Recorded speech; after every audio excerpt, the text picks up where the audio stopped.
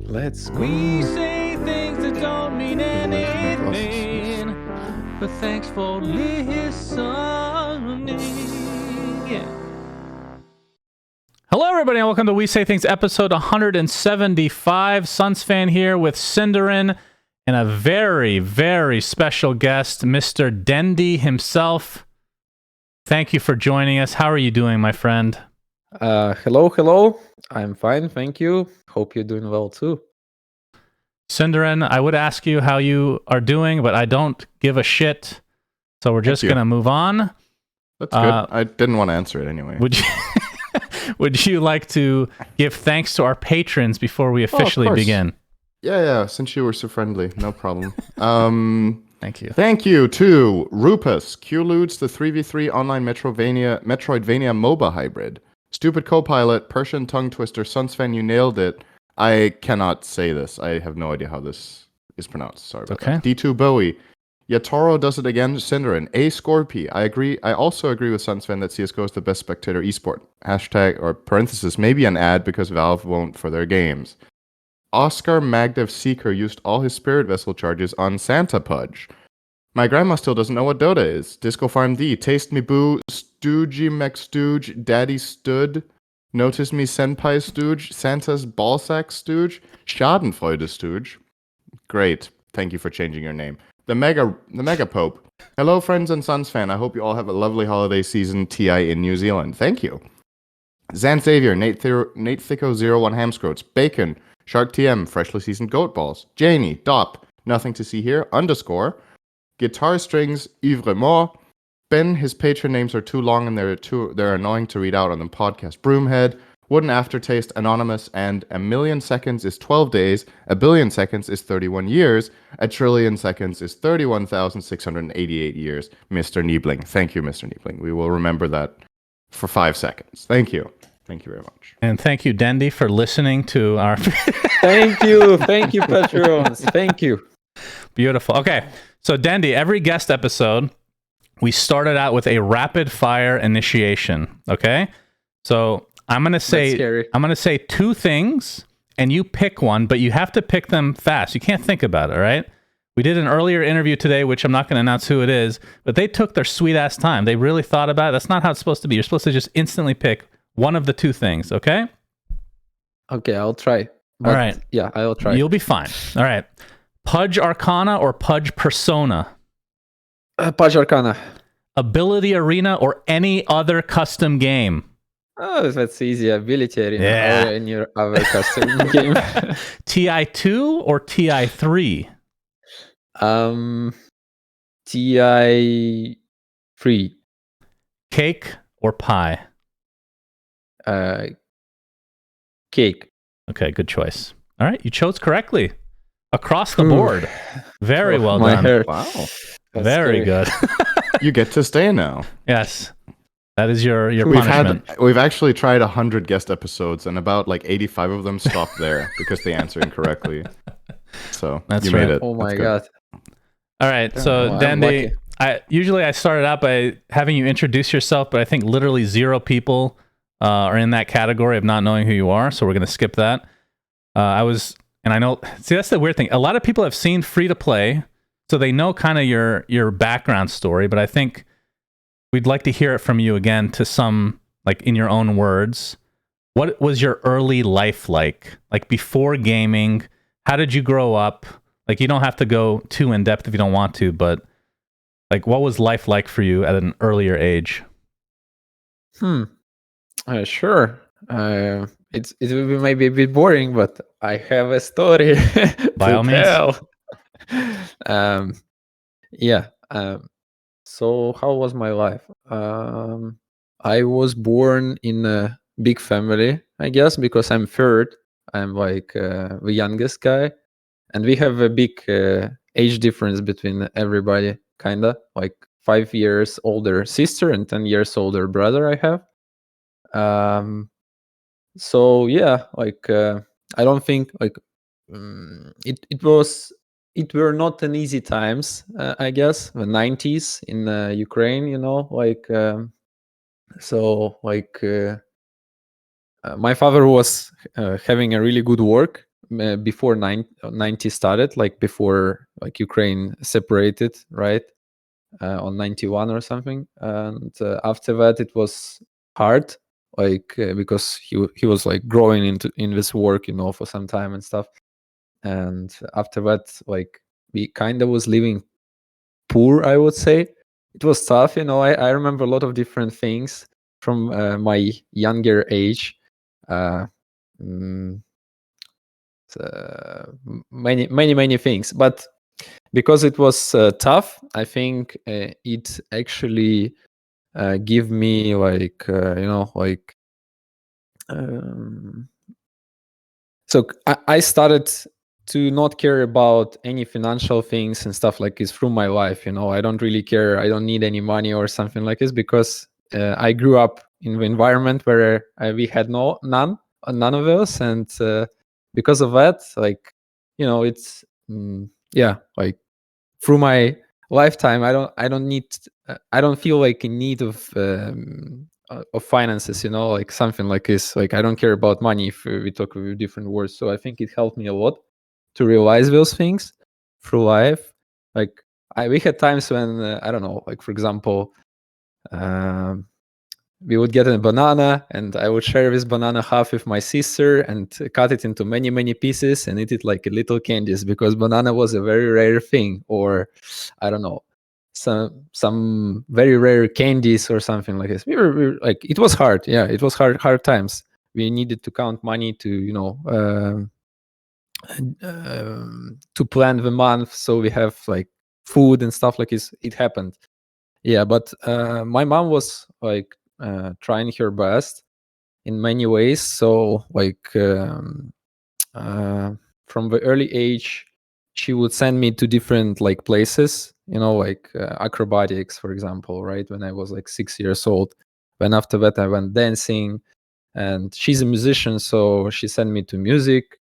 So I was doing all those like activities when I was young, which also helped me in Dota through life also, because I'm used to go in front of a crowd, like for exams in music, for example, and used to dance in front of a crowd. So like I got those things from this, for future, to not being afraid of crowd, kinda, but to take the energy away from crowd, which actually helped me a lot through the tournaments. And I still like aim for this feeling. It's actually very great, where you energize. So like for example, if I go back to Dota, I would say that online I'm playing like so, when it comes to like more important, I play better, and when it comes to LANs, I play very good, because it charges me up, especially when it's on scene, in front of a crowd.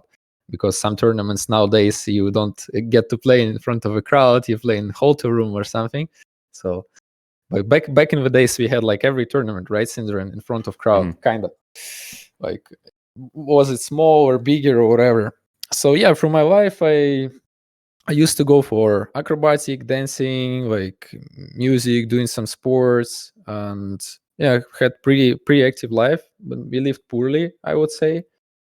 But it was getting better through the years, and yeah, like nothing special, I guess. I got the love to games, to computers. So basically, what happened, which I can praise my grandmother for, is so like I don't remember how does it called. Like older people get the money from government. How does it called? It's not salary, but pension. Yeah, pension, exactly. I just don't know the English word, but it's the same. So she was getting like those pensions for 2 years. She would like not spend them. We still lived poorly, which may sound weird, but she would collect them anyway. And from those money, she would buy a PC to my brother, which was very nice. Yeah, so it might sound weird, but that happened. And we got like a PC at home, which was crazy. And because of that PC, I guess, I started to get addicted to games, kinda, because my brother, which 10 years older, would try to um behave, not behave, working on my behavior, kind of, right? So he would not allow me to play a lot. And when you restrict restrict kids doing something, we want it more, right? So that's what happened. And I got addicted more and more. And whenever he would go out, I would play more if I can. When he would put passwords on PC, so I needed to guess them or something like this. And yeah, like this battle with family was for a long time, I think. Later on, he got married and he moved and he took away PC. Like that's where I started to go to PC clubs. Next, which were like opening right at that time. Like we started massively opening in my city and overall like in the cities around Ukraine and stuff. So it was like getting popular because internet was very bad at that time or not working, and rare people had it. It was very expensive too. So for example, at the start, it was like internet through modem that was working through phone, right? So it would take your phone busy, and at first there was no such thing as callback. Later on, it it appeared. So you would pay for phone also, which was very expensive, very expensive. So like I don't think I used internet until a long time. It was mostly like some games on PC, right? And then we get to go to computer club. Like we played a lot of LAN, right? So there was no internet. We played LAN. We played LAN Counter-Strike, some other games, whatever. Like it was. And after some time, when Warcraft 3 pop out, like I used to play Warcraft 2 actually, and not that much, but I was watching my brother playing. I used to play it myself. He played it with some friend through modem few times, and I saw it, and I also saw some like videos of StarCraft in internet later, like how people compete in Korea and stuff. And I guess that's what catch me in a way. So I started to get interested. I saw also some, like teams in my computer club fighting in Counter-Strike, which also got me interested. But I was too small back in the days to attend those, I guess. I was too young. And yeah, like that slowly addicted me to esports, I guess, very slowly, like through all those things, know. And when Warcraft 3 pop out, I started playing it more in computer clubs, and later on I got a PC at my home. I don't remember how it happened, but it was already very, very, very later. And yeah, I started playing more and more through what the years. What race did you play? Night Elf. Yeah, me too. Nice. So you see, we choose good things. You didn't play StarCraft. You just said you watched some, but you didn't really play Brood War. StarCraft 1, yeah. I played a little bit, but it was like very, very, very casual, super casual. Sometimes on LAN cafes with my school friends or BGH? whatever. That's what I used to play, just casual BGH maps. No BGHs or anything. Just casual games, I guess, between each other, like usually one things. I never played StarCraft 1 in internet, actually. Never ever. Oh, really? So yeah, it's only one. Yeah, and that's how, I guess, slowly I got to Warcraft and to Dota. I remember many times like my PC wire, my father and mother was like taking away from me so I don't play and stuff like this because I was playing too much. Yeah, and we had like, so I was telling about internet, right? There is a long time there was no fiber wire or anything like this, right? For, I don't know, until I'm how old? Maybe it's, I don't know, like a long time. Even modern thing, like, so we got really good internet at home. I don't know, when I was like already 16 or something, or 15. Before that, we had this like modem thing, and I used to. So at first, as I said, I used to play a little bit in the internet. Later on, like what happened is like the cheapest internet we had here is night internet with callback. So basically, you could. And I think it hit me on like 9th or 10th grade in school when we had it, actually. And that's where I start to study worse in school, because I was pretty good at school at first. That tends to happen. Yeah, but at that time, so what happened is like, so what mean callback is like when you connect to internet, they call you back on the phone and you don't pick it up. And when you get connected to internet, so basically you don't spend money for phone, they spend money for phone, or I don't know how they do it. So that's the callback system of this internet. And you get like this randomly number of 16 or 32 or 64 kilobits or kilobytes. I don't know how it's called. You probably know better what I mean, right? The speed. Yeah. So that was the speed. And it's random. So you should get lucky to get 64. 32 is fine, 16 is slow, so you reconnect if it happens. But it takes time to connect anyway, like 1 minute or something. And yeah, so this callback thing, like I was buying a card once in a month, which I was like trying to desperately get money for with my, like, I would share with friends and split it with friends. Like it could be like 2-3 people can use it, you know, not only one. So we would split it with friends. I would, I don't know, go like the way I was find money for this, it was very complicated, I would say. Like, but yeah, in some ways I would get it. It was not expensive, but still it was expensive for me. And after getting this, so the time where it was free, this internet was from 12 or 1 a.m. to like 6 or 7 a.m., you know? So it was No. Yeah. Oh yeah, man. I know where this is going. That's where the school went downhill a little bit, because it was such a time. So, oh my god. So I had like few quests to make it happen. That's where I actually started to play like custom games in Warcraft, because I got bored of Warcraft. Staying all night, you know, playing Warcraft can get boring to you. I actually didn't know there's like 4 different servers in Warcraft, that way divided by regions, you know. I didn't know that. I'm like, oh, Lordaeron, who cares? Oh, Azeroth, okay, I go there, you know.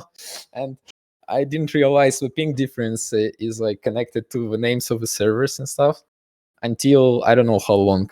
Like, it was crazy. So I was playing with 2 seconds delay and it was totally fine back in the days. Yeah, sad stuff. So I was going I was coming home from lessons, like from school. I would try to do fast over home job or whatever, and when I would tell to my parents, mom, like, I very want to sleep. I'm tired. And 8 p.m. I'm going to try to go to sleep, you know. And that was my kind of my schedule. So I would go sleep at 8 p.m. when by alarm I'm waking up at like 1 a.m. like already wild, you know, going to PC, jumping on a PC, starting to connect, you know, like all those things. So it would work sometimes it would not work, because if I wake up somebody of my family, and we lived like a big family in the house, back in the days we had like 7 people living in the house with my 2 grandmothers, my brother, sister, father, and mother, all together. But later on, when this time already came, I think it was brother, like married, moved away, so it was like not so many people. One of my grandmother moved away too, so yeah, it was much less. But anyway, if I would wake up somebody of my family, like father, for example, he would turn me off, you know, like, what are you doing? You know, it's nighttime, which would probably any parent do, right? So I would have a lot of fights because of that with my parents, and they would take wires or turn off electricity, which I didn't know how to turn on after that. That's the power move. Yeah. So what I would do, I would wake up, and like in ninja movies, I would put a thing on my blanket on myself, because I need it, and I would very slowly crunch like to the PC through the rooms, you know, from one room to another room. And we had like this parquet, I don't know how it's called, and it was like, you know, doing sounds like when you step on it, so you needed to be very careful, like to not make any sound. I would get to PC, I would put the blanket on my power block, right, because it makes sounds, so I didn't know it's gonna get heated or something. I didn't think about those things. Who would, so I would put the blanket on it so it doesn't make any sounds, so it will be as quiet as possible because it's loud. If it's wake up my dad or something, I'm done. My gaming is over. And then I would turn it on and I would play. Yeah, so it's crazy times. Like, of course, you didn't burn down the house. Yeah, lucky, I guess. So okay, from there, story too long. Sorry. No, no, it's good. No, we love hearing this stuff because this is the kind of stuff that nobody ever gets to hear about. So you start playing. You talked about Warcraft 3, custom games, and then Dota 1. How did that develop exactly? Were you introduced by a friend or just happened to run across it? I played a lot of different custom games in Warcraft, and I liked a lot of different games. I never liked Dota. I don't think I tried it until some time. Until some patch, I would say. I don't remember which. Probably 584 or something. I think I didn't touch it before that. 584C.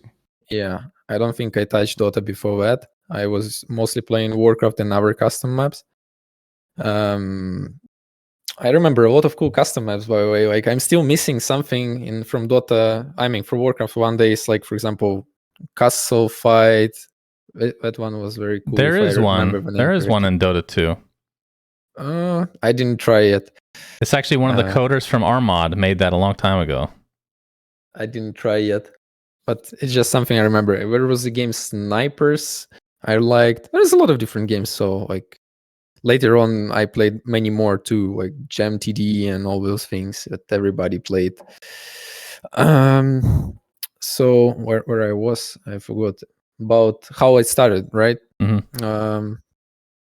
I don't remember exactly, but at some point I think I realized that there is such a game Dota, and I started like searching internet about it, and I realized like there are already tournaments going into this game because that's I guess what catch me on, all the competitive things catching me on.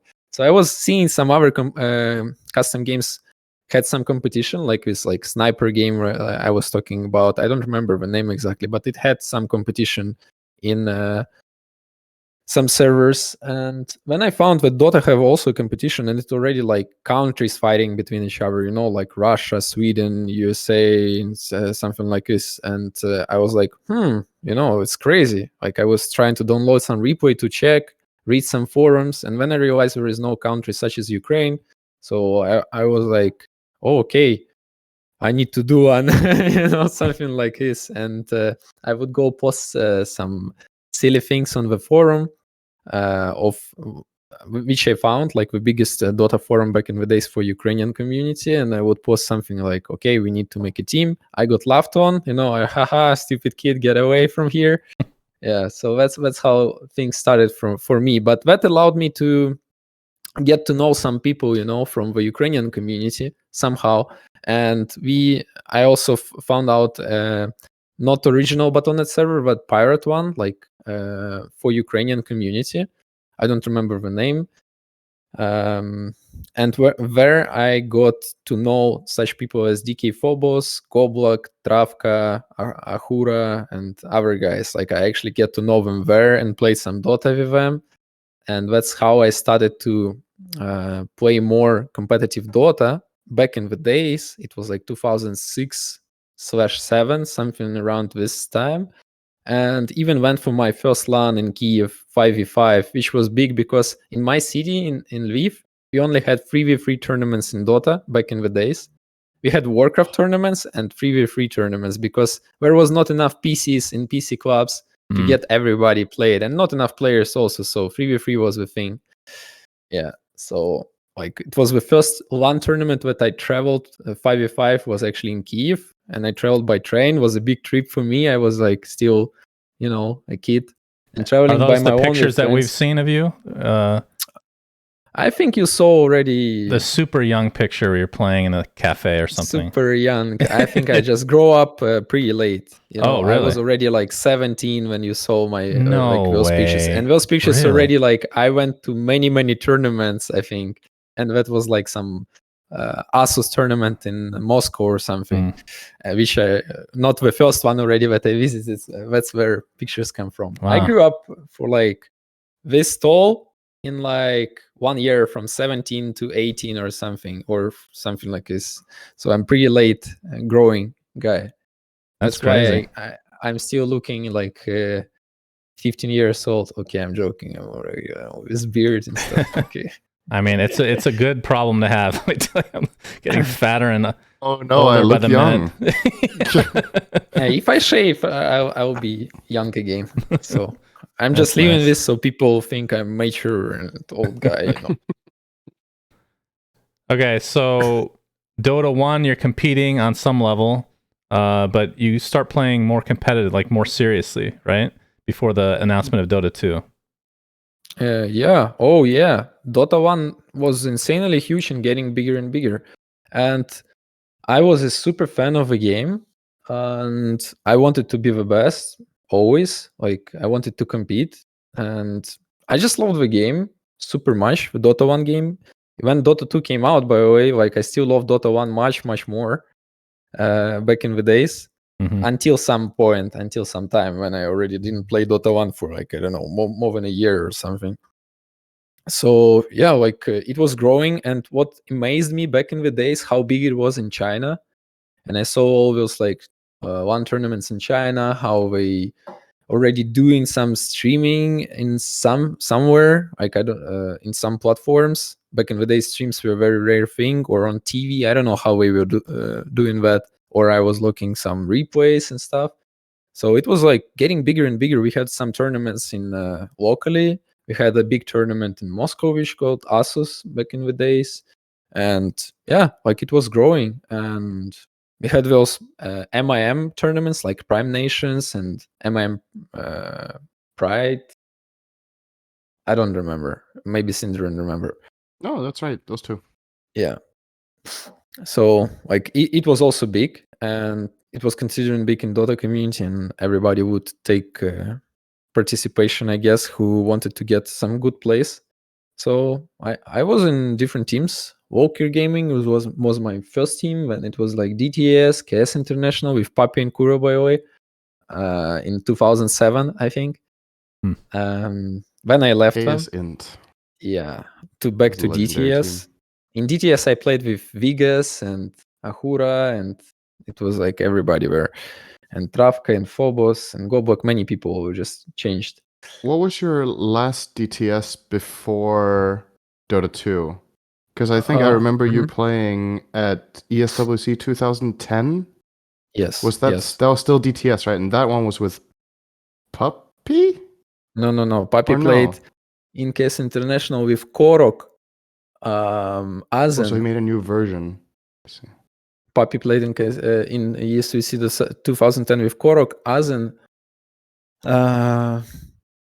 and somebody else. I had NS. So you got Dread, to the finals of that tournament Heaven, against eHome, right? Yeah. So what was your team? So you played with. So it was NS, Dread, and you, Dread. Yeah. Yes, Light of Heaven and Artstyle. Okay. Yeah. I remember you guys were playing this like. So the Chinese had their like defined style of like playing tri lanes or playing killer lanes or whatever. You guys played. I think you played Enchantress, right, in that tournament on Artstyle or something. Because I think Europe at the time started using the jungle really differently than China did, and it kind of caught some teams by surprise that tournament. But eHome was just too good. That's how I remember it. They were like the best team in the world, right? Before Dota 2. It was already like second tournament that we went to, I guess, globally. So the first one was with ESWC in Paris, which was an amazing tournament, by the way, in Disneyland. And we get to use this Disneyland after tournament over for a few hours. It was a great time. The best of a tournament. Woo! Let's go. Rolling some rides. I hope we get something like this later, we get some tournament in Disney. It would be cool. Don't you agree, Cinderin? Yeah. Instead of going to tournament. play or cast, we would just go for a ride. Good stuff. So yeah, it was great tournament. We didn't expect to do so well. Like, we came to the tournament and things clicked for us. Online, we were doing better and better. But at the start, it was rough. And at the tournament, we got top 2. Yihom got top 1. And from what I remember, they were kind of unbeatable. Like, they were the best team in the world at that moment. And like, for people who don't realize, 2010 Dota was already insanely huge, especially in China. Like, but it was getting big everywhere, I think. It was huge already in China from 2008, I think, or something, honestly.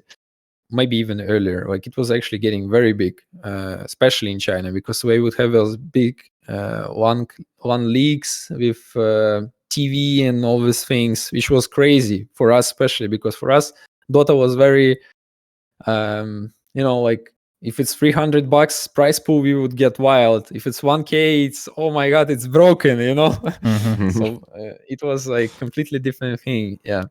So next tournament we went to was World Dota Championship in Wuhan, in China, and that's where we got top 3, and that's where you were talking about this Enchantress thing. So basically, our style, right. yeah. So we got in a group stage with eHome, and we went 2-1. They went 2-1, and another team went 2-1. But because it was like time rule, we won eHome in like super fast, and super fast was like 35-40 minutes back in the days. It was super fast. And so what happened is our style got a dream, and in the dream he had like the lineup of heroes where he thought of Enchantress, Lone Druid, Venge, and where nobody we were picking like this back in the days. It was like completely random draft, basically. It's like if we come now and we pick some random 5 heroes whatsoever. There was some meta, and it was like completely out of meta. So he took his Enchantress. It was all unprepared Syndrome, by the way. We were not using jungle or anything like this. It was all fucking random. So I got solo mid Dazzle versus Burning Shadowfiend on middle lane. We had Lone Druid carry, we had Brewmaster offlane, we had Venge support, and Enchantress support. So the lineup was like nobody picking any of those heroes, kinda. Like Brew unused, Lone Druid unused. Okay, maybe Lone Druid was sometimes used, but I think it's unused. Eng, jungle, like I don't remember. I don't think also people use it. Venge, probably not. Dazzle mid, I don't think anybody picks that. So it was like you said this was weird. A literal dream. Literal dream. Wow. Yes, it was absolutely literal dream for our style. And he is like, okay, I know what I want to pick, and we go for it. And we had a big level of trust in the team back in the days, which we worked through like year and a half or something, or year. I don't know how long we were together, and that's how it all clicked. And then our style on his Eng, that's where the hero become very, I would say, he was very creative player. He was always been, and very like ballsy player, which I think a lot of players lack, and that's where it was his best power, I would say. He was super ballsy and give confidence to everybody else in his team too with his plays. So we broke 2 towers top lane in 5 minutes. There was no glyph back in the days, nothing like this, no backdoor system, maybe, I don't remember. So we broke 2 towers in 5 minutes, and that gave us huge advantage because back in the days, towers is the main source of gold for everybody. And then he rolled back from on mid lane in tier 1, dive with Shadowfiend with me, I got some haste rune with Dazzle, and all this started clicking for us, and we snowballed the game. And everybody was amazed how we destroyed eHome, the unbeatable team. And because of this time rule, eHome actually got dropped out from tournament. And every Chinese team would be happy and, say, good job, guys. Nice. You did it. And Nirvana China with Yafets got the top 1 on that tournament. Yafets was already like crazy Shadowfiend, by the way.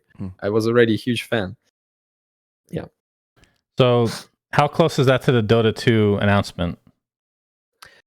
It was 1 year away, or maybe a bit less, 9 months away. Oh, okay. Announcement, I'm not sure. Maybe 6 months away. But Dota 2 would come up in like 9 months or something after that, maybe something like this, because we would have another World Dota Championship in China after Dota 2 came out, and it was in 2011, and we also went for it, but with Navi already.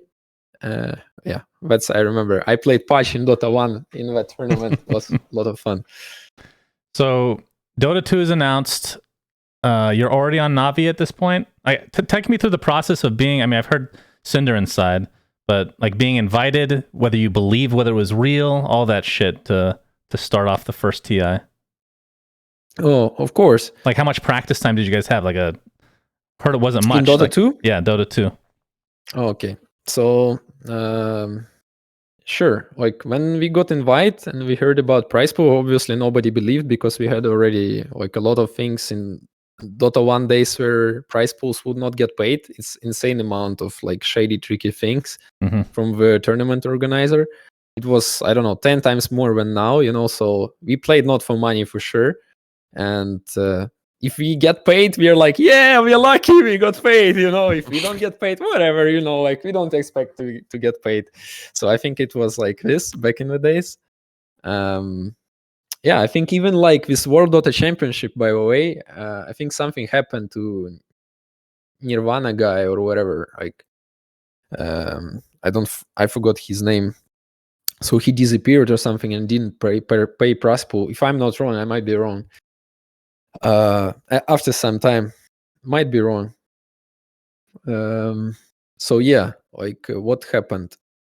We got this Dota 2 invite, nobody believed, and I think we got the key like to enter the game, like I don't know, 20 days or 24 or 1 month or something like this before the tournament. Probably 24 days or something before the tournament. I might be a bit wrong, but so basically there is this story around the community that we got it like the earliest and we practiced it the most, which is a full bullshit in my head, because I think everybody got the same time invite, but what happened is to get the key you need to sign an NDA. We signed like almost the same day, and that's when we got the keys like the next day or whatever. And I guess maybe like delayed those NDA things, and that's why they didn't keys that fast. That's the only thing that could delay things, because like the difference between everybody getting keys like 1-2 days. About practicing, obviously there was nobody to practice with. We couldn't practice with teams who are far, I guess, because of delay and stuff. So like I was mostly playing matchmaking for myself. I think I played second most games out of all players. G was the first one, if I believe correctly. Yeah,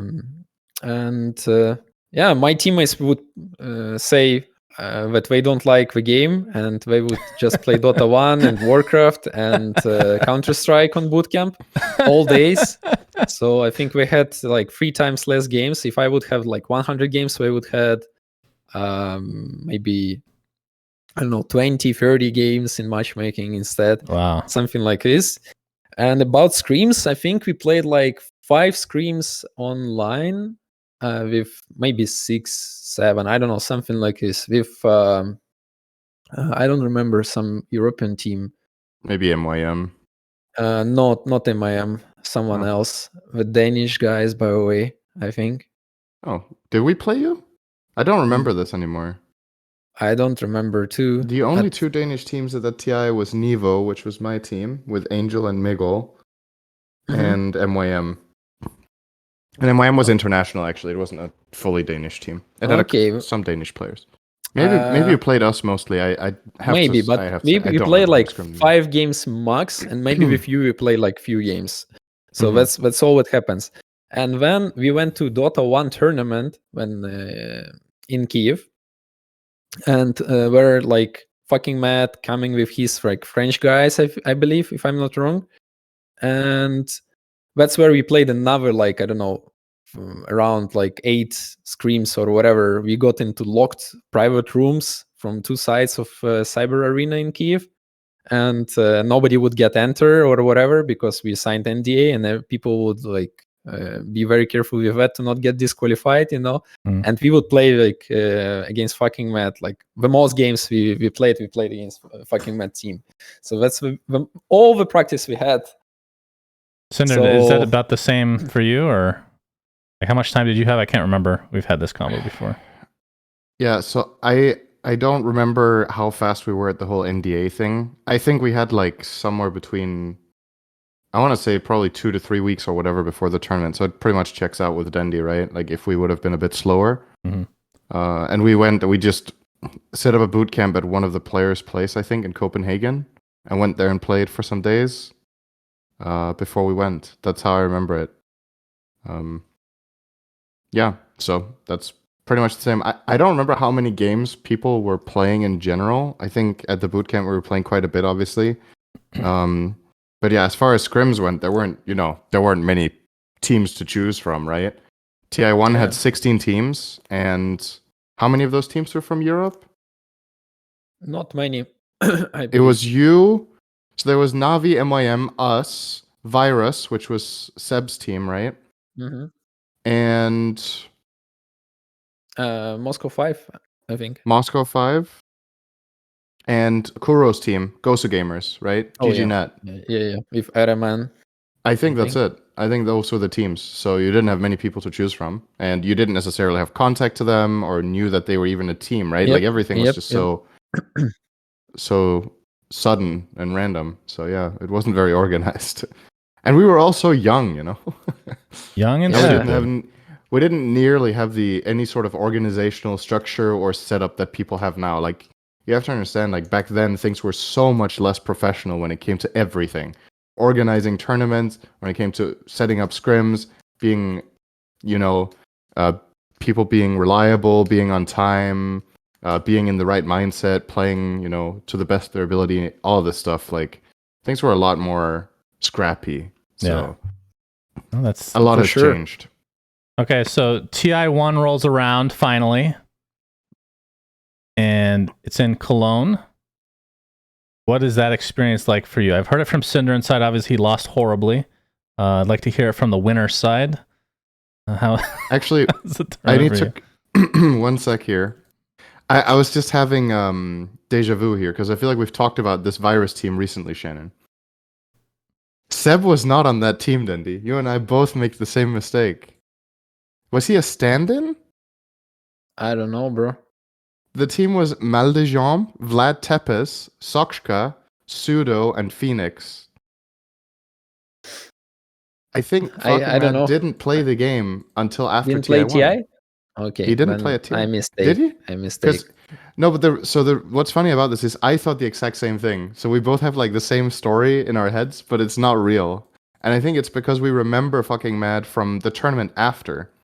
Because after that, he started playing the lands, and he was like the most, charismatic and the biggest, like, French the most guy. influential French player, right, in that team. And he, I remember, like, I love those French team. I love those French guys. They were fun to be around. Maybe he was there. I don't know, but he's not. Yeah, listed I don't for remember. TI1, so I guess if he's not there, then it's just my imagination playing on. It's a lot of false. We are old, so it's impossible to remember this shit. Back in my day, yeah, and that's how it goes. Okay, so TI1, what was that like? Syndrome. What was it like? I don't want to hear from Syndrome anymore. No, you tell me your version. Well, okay, how about this? When did you realize it was real? Did you have to go there physically? No, I mean, even when we went for physically, okay, it's real, but who gonna pay those money? Right. So when you got that big check, did that make it real, or is that it could just be a piece of cardboard? Doesn't mean anything. Could be a piece of cardboard. Doesn't mean anything. Yeah, I think until we get money, nobody believes. Did you know who Gabe Newell was at that point? I mean, you said he played Counter-Strike. Not really. Honestly, not really. Like. I just maybe heard about him, but I don't think I knew too much. Yeah. So I played Half-Life 2, by the way. Like, and you still didn't know who Gabe was.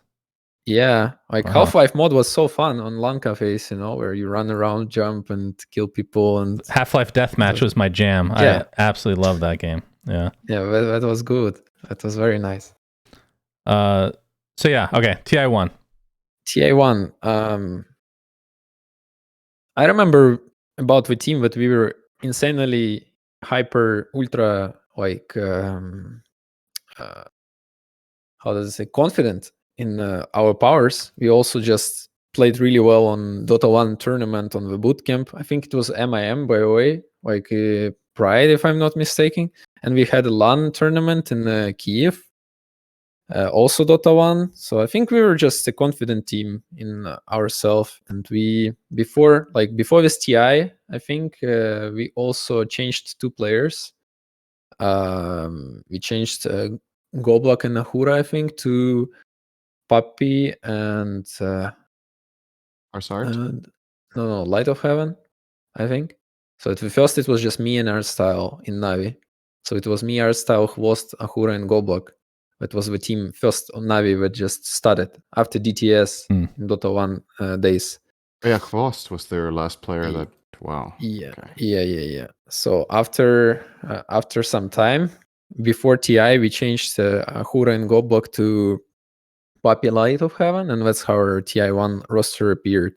Mm-hmm. And yeah, like we got a very strong team. I think I was like the most weak out there, but I already started to play Dota. I mean, in Dota 1, I started to play mid in that time because I got very inspired by Yafits and how he played.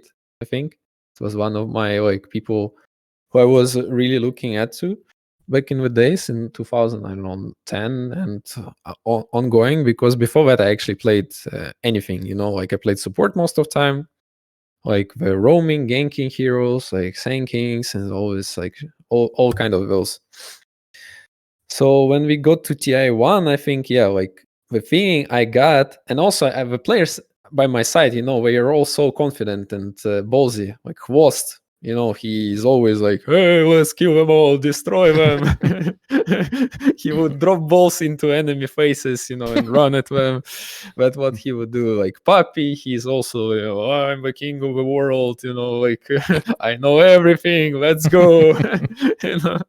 And when Artstyle, with his like, also like ultra self-confidence, he would actually, on the tournament, he would use anything outside of the game, also anything inside of the game that could make the team win, like that kind of person. So basically, like if it's going in with somebody to make them drunk so they cannot play the other day, he would do this for sure. If it's like, flame somebody so they afraid us, like if it's like run around, knock on the doors of people who are already asleep so they wake up, or whatever, and then run away in the hotel room, he would do it. Yeah, like, so everything works. If we are playing like in the booth and we see our enemies next to us, if knocking to the window, and to make people scared and, to go crazy on them, he would do it also, and everybody would follow, So oh yeah, that atmosphere at TI1 was something else. So for the people listening or watching that haven't seen TI1 because it was too early, basically we had these. So on the main stage, first of all, the group stage was just everyone was just sitting on 5 PCs at Gamescom. So there was shitloads of noise around us, right? Because there was like these booths playing music and whatever. But Valve, even for TI1, we had these soundproof booths for the main event stage games, right? The knockout games. And those booths were so close to each other. How much was in between them, Danny? Like a meter, maybe? I think just a glass and two maybe. tables. Oh yeah, right. They were literally just the glass between. Yeah. So if you see clips from TI1, there's like players literally just standing up and like screaming at the other team. Yeah. It had a different level free to of play. intensity. The thing that they highlighted the most was Dendi doing that. Actually, it's the thing that comes to my mind. But I think Artstyle Artstyle was probably the one doing it the most. That's how I remember. We were all watching. doing this. Artstyle, Puppy, everybody would do it, And I don't think Light of Heaven did it. Light of Heaven was literal stone face the whole tournament. Yeah, he was laughing at us, Yeah, guys. exactly. He was laughing at you guys. Yeah, that's what he would do. He was just laughing at us and Like, laugh what are at you what's guys going doing? on. Just win the game, man. Yeah, just play his best. He's insanely smart guy. Light of Heaven, like he was one of the best Dota 1 players for sure out there. So I remember this glass thing, right? So the first day it was glass, but the next few days, or like after second day, we would put like the dark thing to cover the glass, so we don't see each other anymore. Oh, yeah. But what Chinese do, like I don't remember if it's eHome or maybe some other teams. I think eHome, maybe some other teams too. They would actually start like knocking on the table whenever they attack. So before attack, they would start doing this, And you could feel the sound, and you can feel it. You go like, oh, okay, we're gonna do something now, and they would do something. If we do it, we would do something. So I don't know. It was crazy. It was some kind of march, like some war march, on the table, everything going shaky. So that's what we would do, and you would predict that something gonna happen if it's happening, and it always was happening. Did that not help you? I don't understand. Why would they do that? Sometimes it helped. Yes, it helped. Was that before Smoke of Deceit was in the game? I can't remember. No, it definitely existed. Can't remember. It existed. That's an old item. I think it's a Dota 1 thing already. Yeah. So yeah, Best item it they was ever crazy. made. And what else is there about this? So we would hear sound outside also. Like if you hear carefully, I think Host was the best to hear sounds and give some info from that. So it would help. He used it in TI2, TI3 also. So like he was the best to hear out sounds, If you watch some clips, we actually didn't play with headset, like only like, for example, some guy would play with one this thing, and that's it. Like in TI2 days, not everybody, or TI3 even maybe, not everybody would use headset back in the days, and Host was using that very well. Things have definitely changed. Well, last TI maybe not so much. They had that issue, I guess, going back to their roots to some degree. Back to the roots, yeah, exactly. You could stand up and scream into your enemy face. I would love to go to such tournament. So you guys absolutely. Am I not mistaken? You guys lost one game the entire main stage, right? It was in the finals when I think it was our style picking Pudge. Yep, that's what happened. Carry Pudge. That's what happened. We were so confident that we cannot lose a game, but that confidence stayed through the entire tournament. We would scream at enemies in the game, outside of the game, after the game, before the game. Yes, exactly. That would happen constantly. Like, and this confidence, it goes through to the grand finals. And in grand finals, we were so confident that we already started, like, I don't know, doing some crazy things in drafts, like picking Pudge, and I said, okay, I'm gonna play carry Pudge. I don't care. Let's go. And we go play. But eHome was already not a simple team, I guess, to get beaten like this. Do you remember? So when you lost that game, I think that tied it up 1-1. I'm just going off of memory. Did that worry you at all? Or were you guys still ultra confident? I don't think I've ever heard this part. I think still ultra confident. I don't think it worried. If we would lose another one, I think that's where we would get worried. Yeah, so like we all had a lot of tournament experience on LANs, as I said, like through those from 2006 2011, it's almost how many, like almost 5 years, and insane amount of LAN tournaments, like in different cities. So everybody had those insane amount of experience of people staying behind, watching them play, and all these things. So I don't think anybody felt any pressure. So it maybe could come the money pressure, but then you don't believe this money exists, so it's easy. I guess you just play. So you guys win. You get the check from some random guy named Gabe Newell, and then I don't know how fast did they pay you? That's, I'm guessing, the point where you realized it was real. I think we paid pretty fast. I don't remember exactly, but I think we paid pretty fast. So yeah, it was cool. Cool. But life changed for me completely after that point. It's like, as I said, so for the life, I didn't have really, money or anything. And when we get paid for TI1, I'm like, okay, I have money now. What do I do with that? Okay, nothing. I don't need it. Something like this. So, but it's good feeling when you feel secure, when you have money and you kind of can do what you like and not worry. Because for me, it was like, if I look at it now, it was kind of all in terms of so I was doing what I love to do and was giving it all. So if this TI1 don't appear and Dota don't become big and esports don't become big, because esports was very small before that, then my study in university would come to an end. It actually was, I was finishing 5th grade of university. It was last year at university in 2011, exactly after TI or before TI. It was before TI I finished. What did you study? What did I study? Something about computer technologies and some automatization and stuff like this. Okay. So like it was over, and when I won TI, and if it doesn't click, obviously I would probably stop playing that much at that time and just switch to doing something else. Probably, I'm not sure, because like you need to keep the life going, so you need some money happening. So I maybe would start working on searching for some work part-time or whatever. So I don't think I will be able to play Dota as much. So this changed my life a bit in order of like, everybody should be happy, and to be happy you need to do what you like, and it's cool if your job is your hobby, so everything clicks. So now my job is my hobby through my entire life, kinda, and I'm a very lucky guy. I'm blessed to be able to do what I love, and and to live out of it. So I'm very happy on that, and I wish everybody the same, to be able to do what they love. And I think it's the best thing. When you got the money, is that when you just gave up Dota 1 completely? Like, all right, it's Dota 2 now, all the way? Almost. I don't remember exactly that period of time, but I remember that we had, as I said, in November or something, maybe, or October, World Dota Championship 2011 was Dota 1 still, and we went to play it. So we still played some Dota 1, but not that much.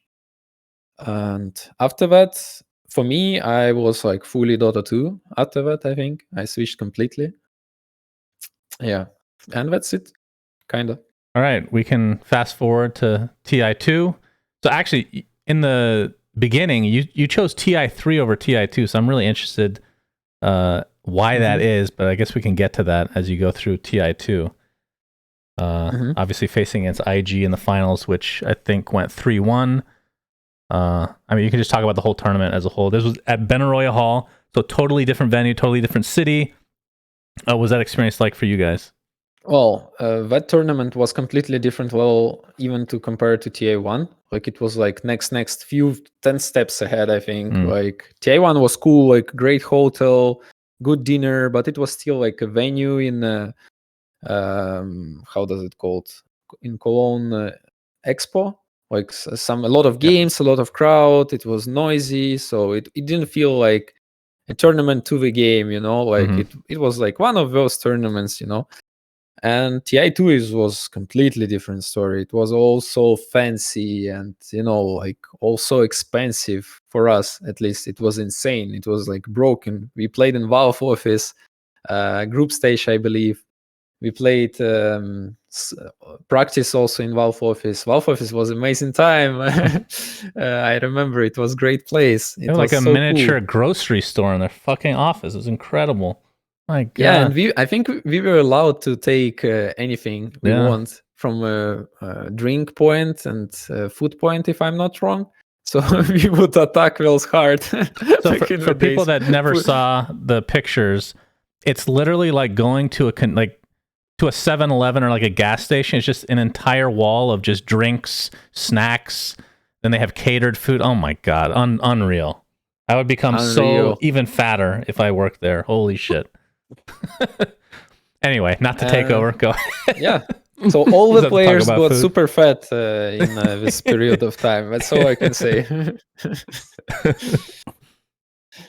Poor Valve. Too friendly. Oh, okay. Poor Valve, yeah. And it was amazing tournament. If I'm going straight to playoff, if I'm skipping the group station stuff, Benaroya Hall was something unbelievable. The sound, the atmosphere, everything was like. Of course, I'm nostalgic a bit, but I can still feel it by this day. It was a great venue, place. It was a great tournament. It was great sound. Everything was cool. And if I'm going through the games, from my team, like even at group stage, I remember we had a lot of struggles. We were very close to not getting to winner bracket, and not getting to winner bracket is very bad back in the day, especially too. I think it was like, I don't remember what the format was. Was it best of one or not? For how long it was best of one and stuff like this. But I think getting to winner bracket was key. And all the Chinese teams, like if you're looking Dota, like if you look in TI1, it was very shaky. Only Home was like doing well. But if you're looking at TI2, all the Chinese teams were already on super high point. Like they were like destroying everybody. All those teams were kind of almost unbeatable. There was like LGD and IG on both groups, top one. And LGD was like even cleaner. We were like, I don't know, 14-0 or something. Yeah, 14-0. And yeah, they were doing crazy. And then there was also Tongfu and someone else, if I'm not wrong. And they all were doing great, right? All those teams were very strong. And I remember we were getting beaten by a lot of teams. And our last game was with Tongfu, and we were fighting for winner bracket, if I'm not wrong. We were like 1 game or 2 games away from getting to lower bracket. So we needed to win all those games. And it was very close games. Luckily, we won, from what I remember. So our team was actually not doing well. We already got our style switched to our Arzart Smile for this one. And yeah, it was scary time. Like we were very close to not getting to winner bracket. When we got to winner bracket and some magic started happening, I don't know what started happening, but we got lucky and things started to click for us on heroes. I don't know, like a lot of things. Like I think we improved through the tournament, and that happened a lot to our team. Like we actually improved through the tournament because we were not the finalists in the group stage for sure. We were like not that team. And through the playoffs, we actually grew and got this energy from crowd and energy from banner oil. And after winning the first game, I don't remember who we played in the playoff, but I think it's some Chinese team. We actually start believing that we can go higher, and every game after that was like a huge battle where we go step by step to the grand final. You played DK. Oh, yeah. Oh, the DK. Yeah. Okay, Scary so team. finals against IG. The only thing I remember, I think it was in the last game, Puppy picked Nyx Assassin, which at the time was one of the newer heroes added to Dota 2. And as support, which I think everybody was really, I don't know why I'm talking about this so much because it's not that uncommon, but as a support, I was really crazy. I remember that in Dota 1, I had only seen it as like a core.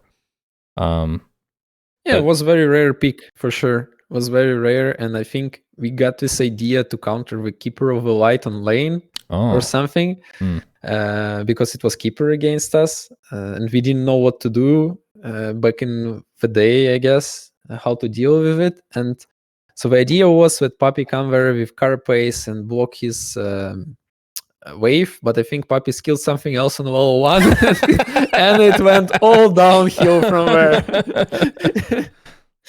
That's unfortunate. Yeah.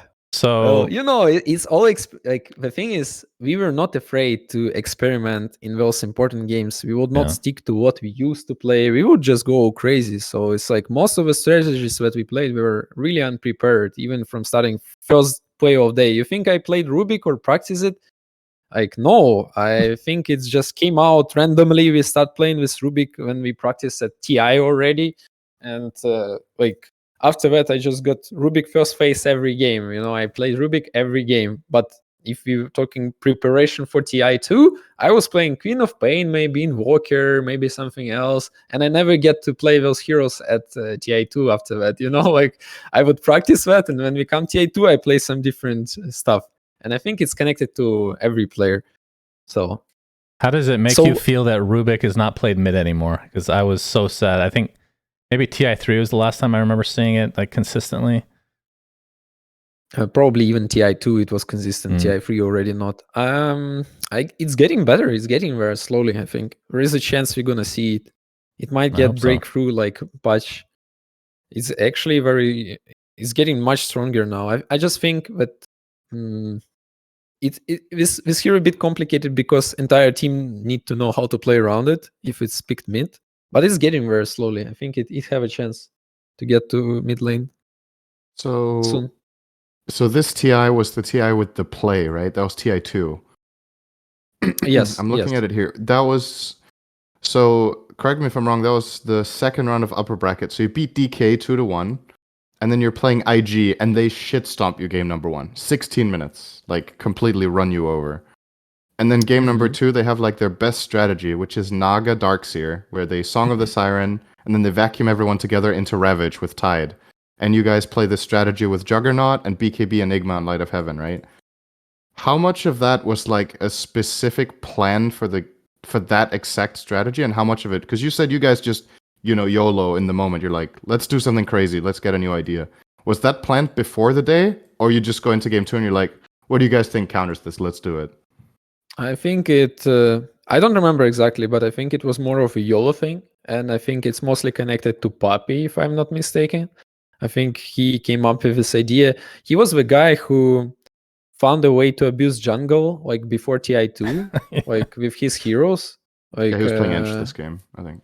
Yeah, so he was like very jungle abuser in a way. He would play Lycan in TI2, and he was the only one doing this, if I'm not wrong.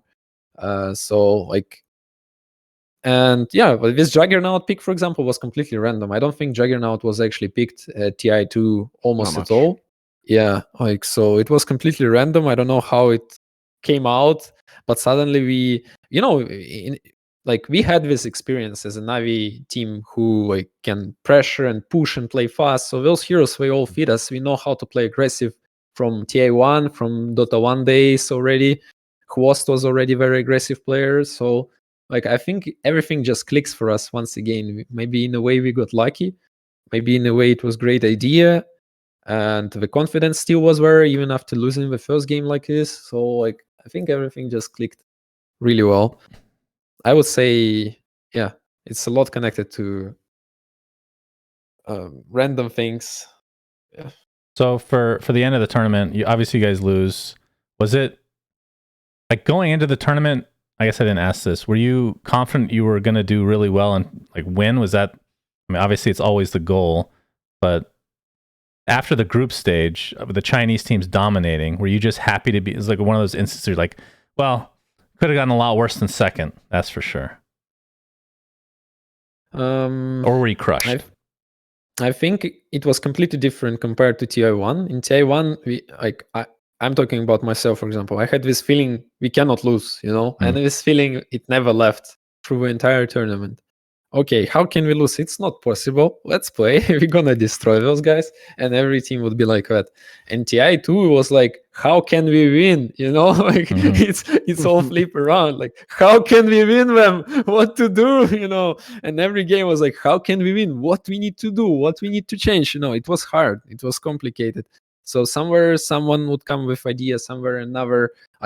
For example, I remember in group stage TI2, I was pushing Pudge, and it would work. We picked Pudge even sometimes for carry, I think, and I would play it. We would swap lanes somehow, do some shenanigans, and I think we played against your team, if I'm not wrong, Cinder, and I was Pudge. I might be wrong in the group stage. I think you're right. I'm trying to find the game. Yeah, and it worked, It's so it was already shaky, but it worked in that, I think. So we got some games with Pudge, and then you're right. You played Pudge against us game 1. Yeah, somebody else would come with idea and so on. So it was not simple. It was 10 times more complicated than TI1, I think. So I don't think we ever thought we're gonna get to grand finals. But through playoffs, after winning first match and winning second match, we actually start believing, and we gain even more confidence when what we had, and that really helped. Yeah. Okay, so and I'm just going to keep skipping to TI because I don't want to keep you here forever, obviously. So if there's something in between you want to talk about, just interject. So TI3, obviously very iconic. Last year at Benaroya, sadly. Talk to me about that one. I remember eating a lot of Snickers in the... No, that was TI2. I gained a lot of weight eating... I remember TI2. It's so funny how you guys' memories of TI are so different. Well, no, it was TI2. I remember TI2. Pudge, yeah. I ate Snickers. All right, let me explain, and then we'll move on. TI2. I was invited by Valve because it was part of Dota Cinema, and they had like the talent and the players and everybody that was invited in the same room, right? Which was really bad for the players, but it was really good for me because they had just infinite Snicker bars, full Snicker bars available to eat, and I would just go fucking ham. Okay, so fast forwarding to TI3, which I do remember now, they did not have Snickers, and I was very disappointed, but the tournament was great overall. That was the experience. Burned the budget the year before. You literally made Valve change their policy on food. It was good, yeah. Oh my god. Yeah, I remember players would also do the same. Trust me. Like we would get wild, you know. It's I free think we food. would get so wild. It's something we would never get anywhere else, so we would just go crazy. It's like, you know, some hungry kids coming and attacking everything. That's where we would take into pockets, we would take into hotel rooms with us. Like it would go just crazy what we would do with this food. So I can understand Valve. The decision was smart to change this for sure. Yes, we were just going wild. Yeah, should have respect what we get, you know. That's true. Yeah. So TI3. TI3. Yeah. I remember through the year we had ups and downs between TI2 and TI3. We kind of dominated the year, but at the same time we had troubles and Alliance was getting strong. Wait, when did you guys lose to Cinderin at DreamHack? It was 2013, yes. That was before TI3, right? Yeah. No, it was before TI2. Before TI2? Really? Yeah. No We beat you in way. the finals as MTW, right? It cannot be that early. Or I think it was. You won one as MTW, one as Honey Badgers. Yeah. So the MTW one would be it was shortly before TI2, right? So I don't remember that. I remember the community had like pretty high hopes for MTW for that TI. Yeah, we've talked about that in the past episodes about how that whole thing went down, especially the Seb episode. But yeah, that was before TI2. And wow. I remember this tournament, right? Because you guys were the unbeatable team from Europe, and nobody thought you could lose a tournament. So winning that finals against you was really special. But then you showed at TI that you were still way better, right? I'm not sure on that. I think at TI we maybe like changed a bit, but at that time I remember you crushed us pretty heavily. I think I even remember some games I played some Invoker and maybe something else, and it was not easy. It was not easy at all. Like you guys had Lone Druid in Sochka play Lone Druid, if I'm not mistaken. No? That sounds like something we could have done, yeah, for sure. Yeah. You remember this so much better than I do. And yeah, I wish I could remember these specifics better. You guys destroyed us. This I remember for sure. The thing I do remember at that tournament, just quickly, was that you guys played aggro tri-lanes like every game, and you were just beating every team in lane. So we were like, these guys run aggro tri-lanes all the time. So we started playing like safe lane, tri-lane, Juggernaut, Veno, and just killing you in lane. And I remember, and then we played these tempo mids, right? So I would play like Furion mid or Night Stalker. And we would just Stalker, man. And we would just take over the game by playing fast. And that was I think that was something your team wasn't used to, because you were always the team crushing lanes. So I think the moment you fell behind, you didn't have the experience for that, because every other team was losing to you guys in the lanes. So things were so easy. But that tournament, we did manage to beat you in lanes in 2 of the games in the finals. That's how I remember it anyway. But, that's good stuff. Good stuff. That's good stuff. Take us through it again. That's the only Dota I remember. It's the only tournament Dendi doesn't remember. I mean, losing to you, I would. That's a. I remember the tournament, but I don't remember the time frame, because there's so many tournaments, like insane amount. through the years, like just insane amount. Like if we're looking 2011 to 2012, like the year, insane amount of LAN tournaments, and then 2012 2015, insane amount of LAN tournaments. So it's like we all mix up in the memory. But I remember like some parts. I definitely remember Syndrome team, how we take up the trophy, how we stay behind the scene and watch them, and like, how you do it? That's not fair. Give us back. Yeah, I remember all those. TI3, before TI3, we had struggles as a team. But when we went to Alienware in China, it was online tournament, but we were thinking that we want a boot camp in China, to improve. So we went to boot camp and we played this Alienware Cup. It was right before TI, like 1 month maybe before TI or something. Very close, maybe 2 months, I don't know, but very close. And we stayed there for 20 plus days. It was very hard boot camp. I remember it was back in the days, it was hard to find food for us. Also, I was not used to Chinese food at all. Like, so I didn't eat spicy, and everything was also spicy. And yeah, like it was very hard with food, actually. That's the good memory of my Alienware trip. Like food was, oh my God, it was crazy. So we were boot camping in a big mall, and in a mall in underground, we would have this LAN cafe where we would boot camp. And on the second floor, we would have like food court. And in food court, everything is like, everything I couldn't eat, just everything. But one place where it was like Thai kitchen where they would make like one piece of meat with some sauce and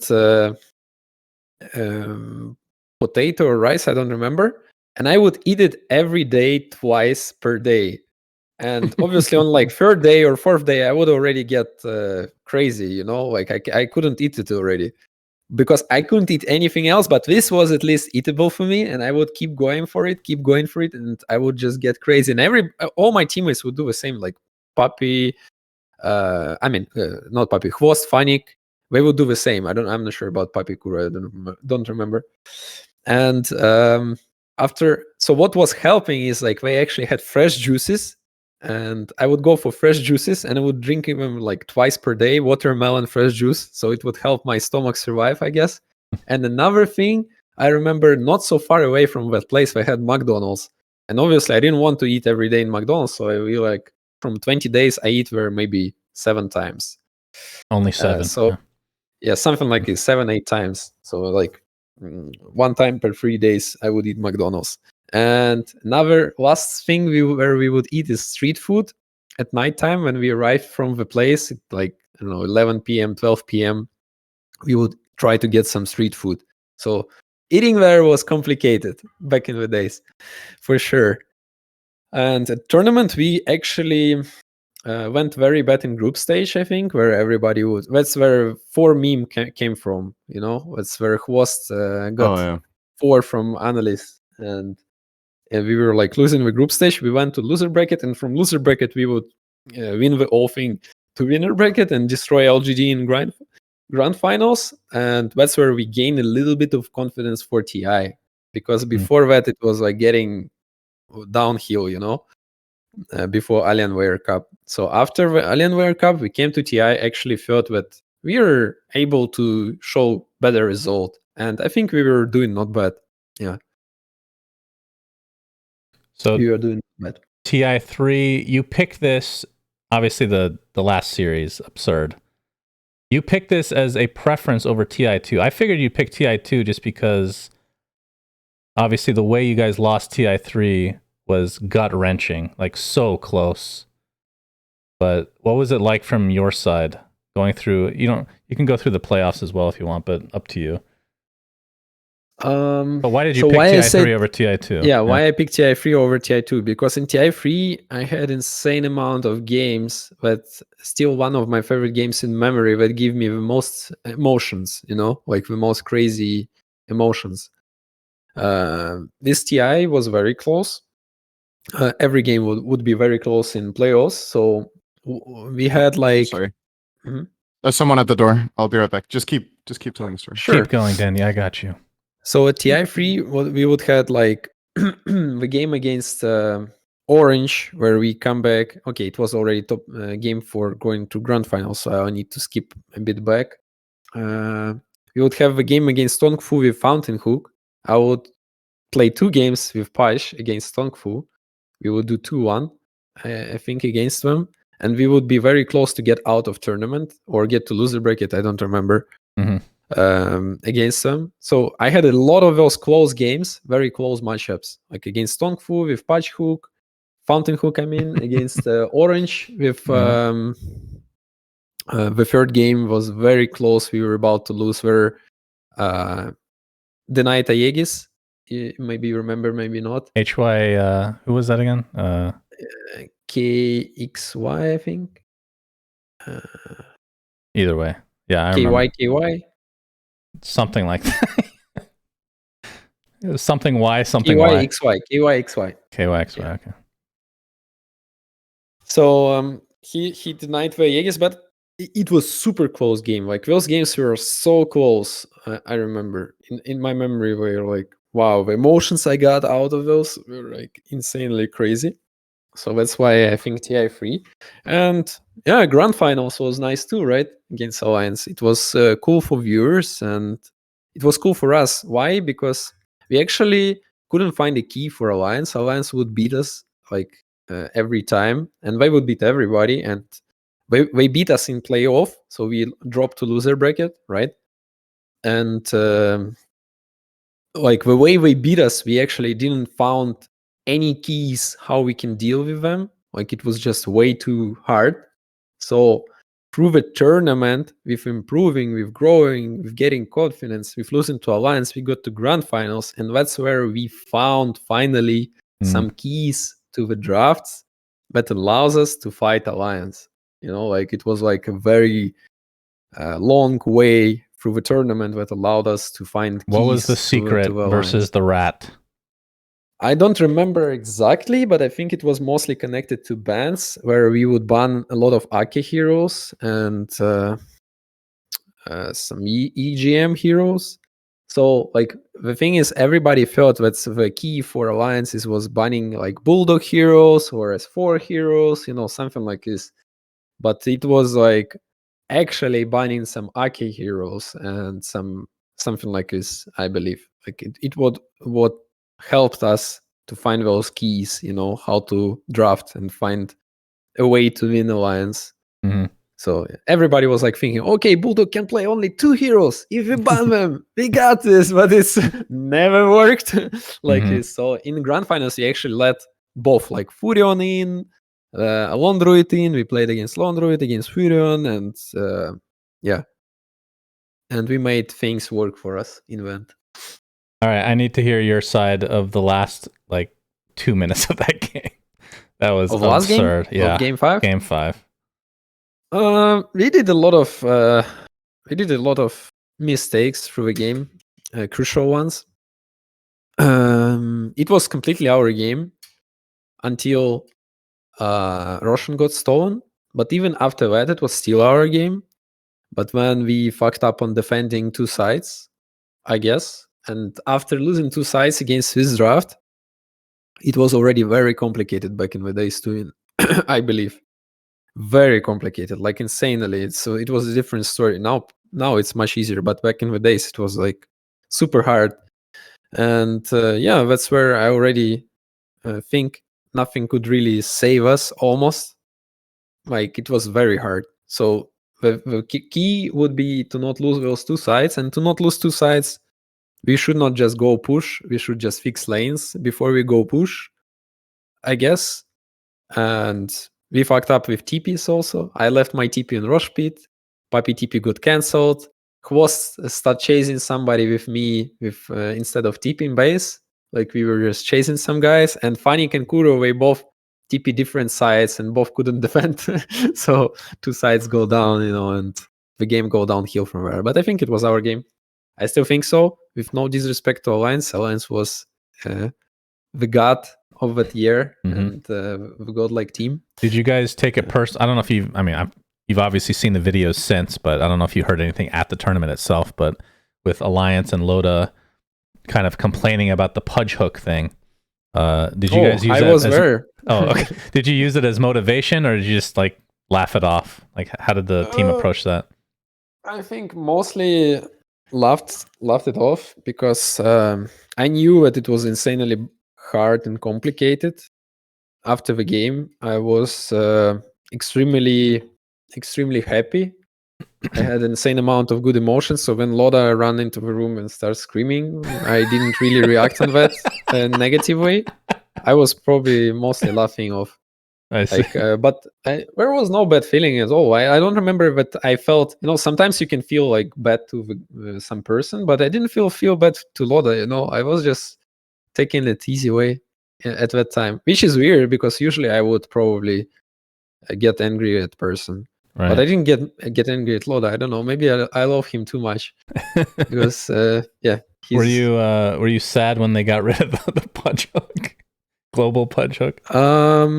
I wasn't really sad because I think if it stays, people would come out to the idea of picking Pudge and Chen supports, and they would just run all games with running around together, trying to fountain hook all game long. Mm-hmm. That's what people would do, They would play 3 cores and Pudge and supports.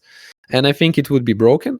But at TI, I don't think it was broken at that moment because nobody was coming with the idea. And obviously no one would risk to play it, because it's actually not simple. I think we got extremely lucky many times in the game to make us win. Because, for example, when I hook Gyro one time, it was okay because he was not expecting that. But when I hook him second time after ages, in the moment where Doom ran in and he Doom Chen instead of me, and Chen half second before get doomed, he put third spell on me, and when I hook in the mid-range hook, not long range, because long range is 10 times easier to fountain hook, mid-range is hard, it's close, so you have shorter time, and when I hook the Gyro who is running in front of Visage Birds, and Visage Birds would get hooked before, so if anything happens differently, and I hook Visage Bird, or I don't know, Gyro just play a bit more careful because How Balls was super big, almost like Host. He's very ballsy player back in the days. And if this doesn't happen and I don't kill Gyro with Aegis, with Fountain Hook, I think we lose the game.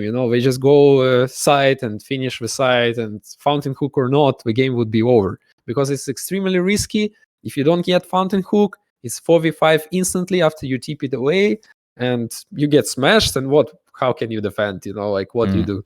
So people say it's broken, but it was far from broken. It was extremely hard to pull off, and we got lucky. We got insanely lucky. Everything clicked. The other thing about that strategy as well, right, is that nobody was surprised that you could do it. I think it was common knowledge at the TI that strategy existed, right? So it wasn't like you guys came in with, we found this kind of trick or cheat or whatever you want to call it that nobody else knows about, and we're going to use it in a big game to win, and nobody's ready for it. At least I remember seeing these fountain hooks. I don't remember us being surprised that you could do it. So it must have been something that was already highlight clips on YouTube or some sort of pub experience that people had with it, right? It's just like you said, nobody dared to do it. Nobody was playing Pudge in general. In China, Pudge was always a meme pick. China never played this hero almost. Oh yeah, we would laugh off. They banned it against you, but they never thought Pudge was a competitive hero in that region for years. Nobody played it. It was played in Europe sometimes by mainly you, right? But in China, never. Not a single game. China actually didn't become good at Pudge until 2 years ago, when it started being good in Dota 2. They never played in Dota 1 either, from what I remember. Maybe a bit, but it's not. Burning. It was never an iconic hero in that region, so... Yeah, you're absolutely right, Sint. You're absolutely right about the Pudge. I think it was meme even at TI. Even if they let us pick it, Tonfu guys in playoffs, they let us pick it twice because they actually laugh at us. I remember going out of the game room in the hotel and going to the area where all players are, and I see Chinese we grouped up together, Chinese teams, and they would turn around at me and laugh, Chuan would ha Pudge, ha ha.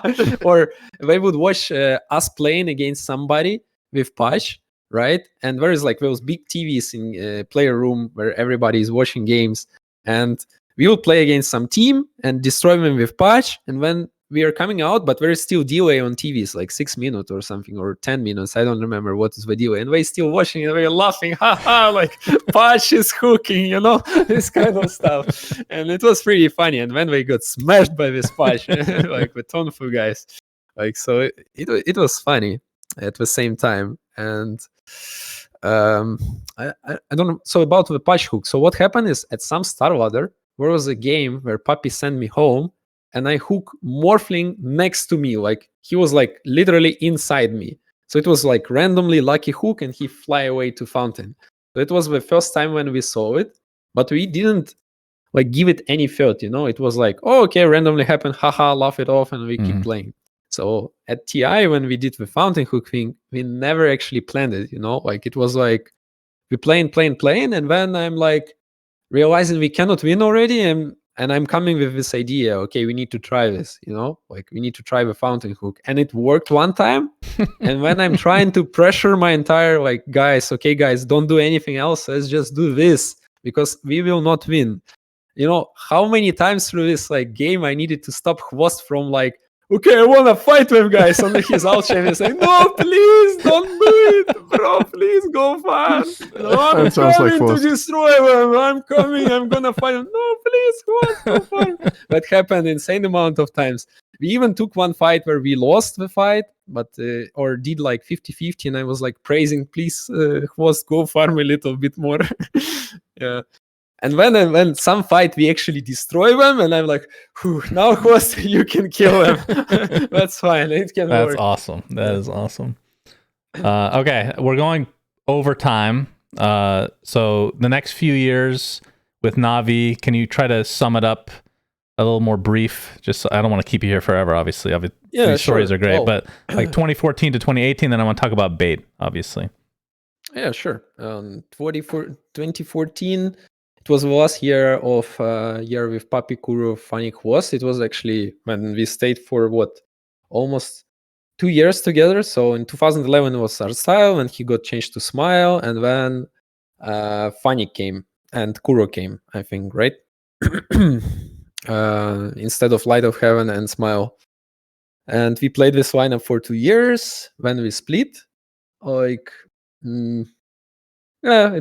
it was tough split, I think, for us. We got top 8 TI. Obviously, TI is the crushing point for all the teams, like in terms of emotions. And I think that's where we, I guess we got a little bit tired of each other in a way. And it was very complicated. So we also had very high egos, everybody. And when we split, we definitely believe we could like destroy with anyone in our team, but it doesn't work like this. And it only works when you get like the best players, and obviously we had the best players. That's the thing, like with Dota teams, we always like, it's not players who win, it's teams. It doesn't matter what patch or what year, it's always the teams who win. So obviously the players we get instead of Papi, Kuro, or FNG, who never played a single LAN tournament, like big LAN or whatever, he played in with his like local LANs and some Star Ladder Pro Series, maybe already got to Star Series. Like he never had a like, big experience, and we got him as a captain into our team. And then we got one score who played in Empire and got like top 8 or something, or if I'm not wrong, or top, I don't know what, 12, something like this. So obviously we like our like we start dropping, like we start doing worse and worse and worse. And yeah, after that we were only like getting lower places when we used to, and it wasn't really working well. We got to TI5, but we got top 16. When we changed team, we got to TI6 was actually nice. TI6, I think our team was doing really well through the year. We got invited to TI through results. Like we were getting a lot of top 2 places. We got even one top 1 place. We were losing only to 2 teams, if I remember correctly. Mostly it was OG and Liquid. And OG were like crushing us every tournament, and everybody else, I think we were doing like good against. We will beat everybody else. So those teams were like our nemesis in 2016. And yeah, like, but we still got last place, sadly. Yeah, I think we won Wings in the group stage, if I'm not wrong. And Wings got the entire thing. So, it's a sad thing that usually happens. Yeah, and after that, that's how much do you think the crowd mattered for you and the team? Because you talked about Benaroya Hall having like this. I mean, Cinder and I have talked about this all the time. It's the best venue by far, not even close. Nothing has come remotely close. Like, how much do you think that lifted you versus being in a bigger arena where it just doesn't have the same feel at all? Like the momentum just feels like it's harder to gain it feels like. I guess it's affected in some way. Like those soundproof booths, it's not the same thing. There's still some energy going, but it's not the same thing. Like when you hear crowd better. In TI2, we would hear crowd better, even with soundproof booths, that's for sure. We abused some moments on that. So for me, it was important. It's always important. I still felt good at other TIs in Key Arena, I think. But yeah, like I'm not sure about other teammates, but for me, the energy coming from crowd is very big. It's giving me big boost, I would say, as a player. I'm getting better. Yeah, that's called the clutch gene in traditional sports. Cinderin definitely doesn't have that one. But actually, did win DreamHack. You won DreamHack. That's true. There was a crowd there. I think. Okay, I'm sorry if you can hear noise in the background. We have a carpenter here fixing my floor, so you're gonna have to live with that. I don't know if it's picking up. Hopefully, it's not. A little bit. Okay, you're fine. That's good. It's not that bad. So, I would say personally, I think so. This is something I've always thought was really fascinating about Dota or sports in general. How there are like superstars that are incredibly good in practice, and then when the pressure gets too high, they crumble. And then there are players that are, like maybe mediocre or good within the scope, and then they're just amazing on stage. Like when the pressure is highest, they play their best. You've heard some of the player interviews from TI, right? The No-Tail one, which is very iconic at this point, where he's like, I'm sure if I would ever play in the TI finals, I would play the best game of my life. He said that before winning TI. And they were obviously playing insane at that TI when it really mattered, right? I think personally for me, I probably play the best live, I would say. I think Dendi, you said for you it's the same, right? You always wanted to play on LAN. I have this gradation. Well, but I have played with players where when the stakes are the highest, they play the worst game that I've seen from them. Like where in practice we have like really good strategies and they're playing really well, and then when it's crunch time, it's just 100% a mental block. Like for some players, that's just not the same, and that's a really fucking big shame, because if you don't have that instinct or that ability, it doesn't matter how good you are, right? Because that's what people watch, and that's what matters. So there's a lot of players in Dota's history that are just super talented, but they don't have the competitive aspect of handling pressure, and then you can't, be the best team or the best players in the world. So you're saying that I'm the only choker of the three of us, Cinderin? Are you a choker? I don't know if you're a choker. In Counter-Strike, I would destroy in pubs, destroy in scrims, and then absolutely choke in matches. It's just too much. Yeah. Too much for me. At least a choker. I mean, obviously, you're always going to be biased towards yourself, right? But I don't feel like I was a choker. At least I think I pretty much played to par with practice or better. At least I remember being very focused and wanting to or playing better when it mattered more. But it's also relative scale, right? That's what's interesting about it too, is are you actually playing better, or are the others playing worse because they're pressured and they don't deal with it as well? Right. You might technically still be playing worse than you do in practice, but the others are just playing worserer. Worserer, yeah. That's a good word. Yeah. So much adrenaline, so much focus coming out, when the energy is coming from the crowd. Like it's crazy. But I think you can develop this skill, the skill of being better in front of crowd, like with the time. For sure, you can train. You might not get this time, with your team. It might be very limited, or like we got lucky because we had so many LANs, to develop it. Also, as I said, and I used to, for example, for me through life, I had those like dance, music things, also in front of crowd, like doing some exams and stuff. I think all of those helps. Like in Dota, to success, you need to have so many different skills. It's not only like the game skill; it's the communication skill, how you do with your like teammates, how good you're in social, like, and many others. Like, for example, this skill we are talking about right now, right? Being in front of crowd, like, and gain from this and not lose from this. Like, we also have the skills, and all the skills you need to develop in order to become the best, in order to like be able to achieve result, I guess. Younger guys, they don't really realize it. We're starting, like, it's much harder now, I think, for the younger generation to, at least in the Eastern Europe region, for example, to get good, because back in my days, we had those LAN cafes, and there's a lot of social activities, interaction. Like, we don't have internet, we interact with each other, we talk with each other, we always like seeing each other, like a lot of things. So it's easier for us to, when get into the teams, we already know how things going. And for those kids who are growing now, they just see their PC only, internet. That's true.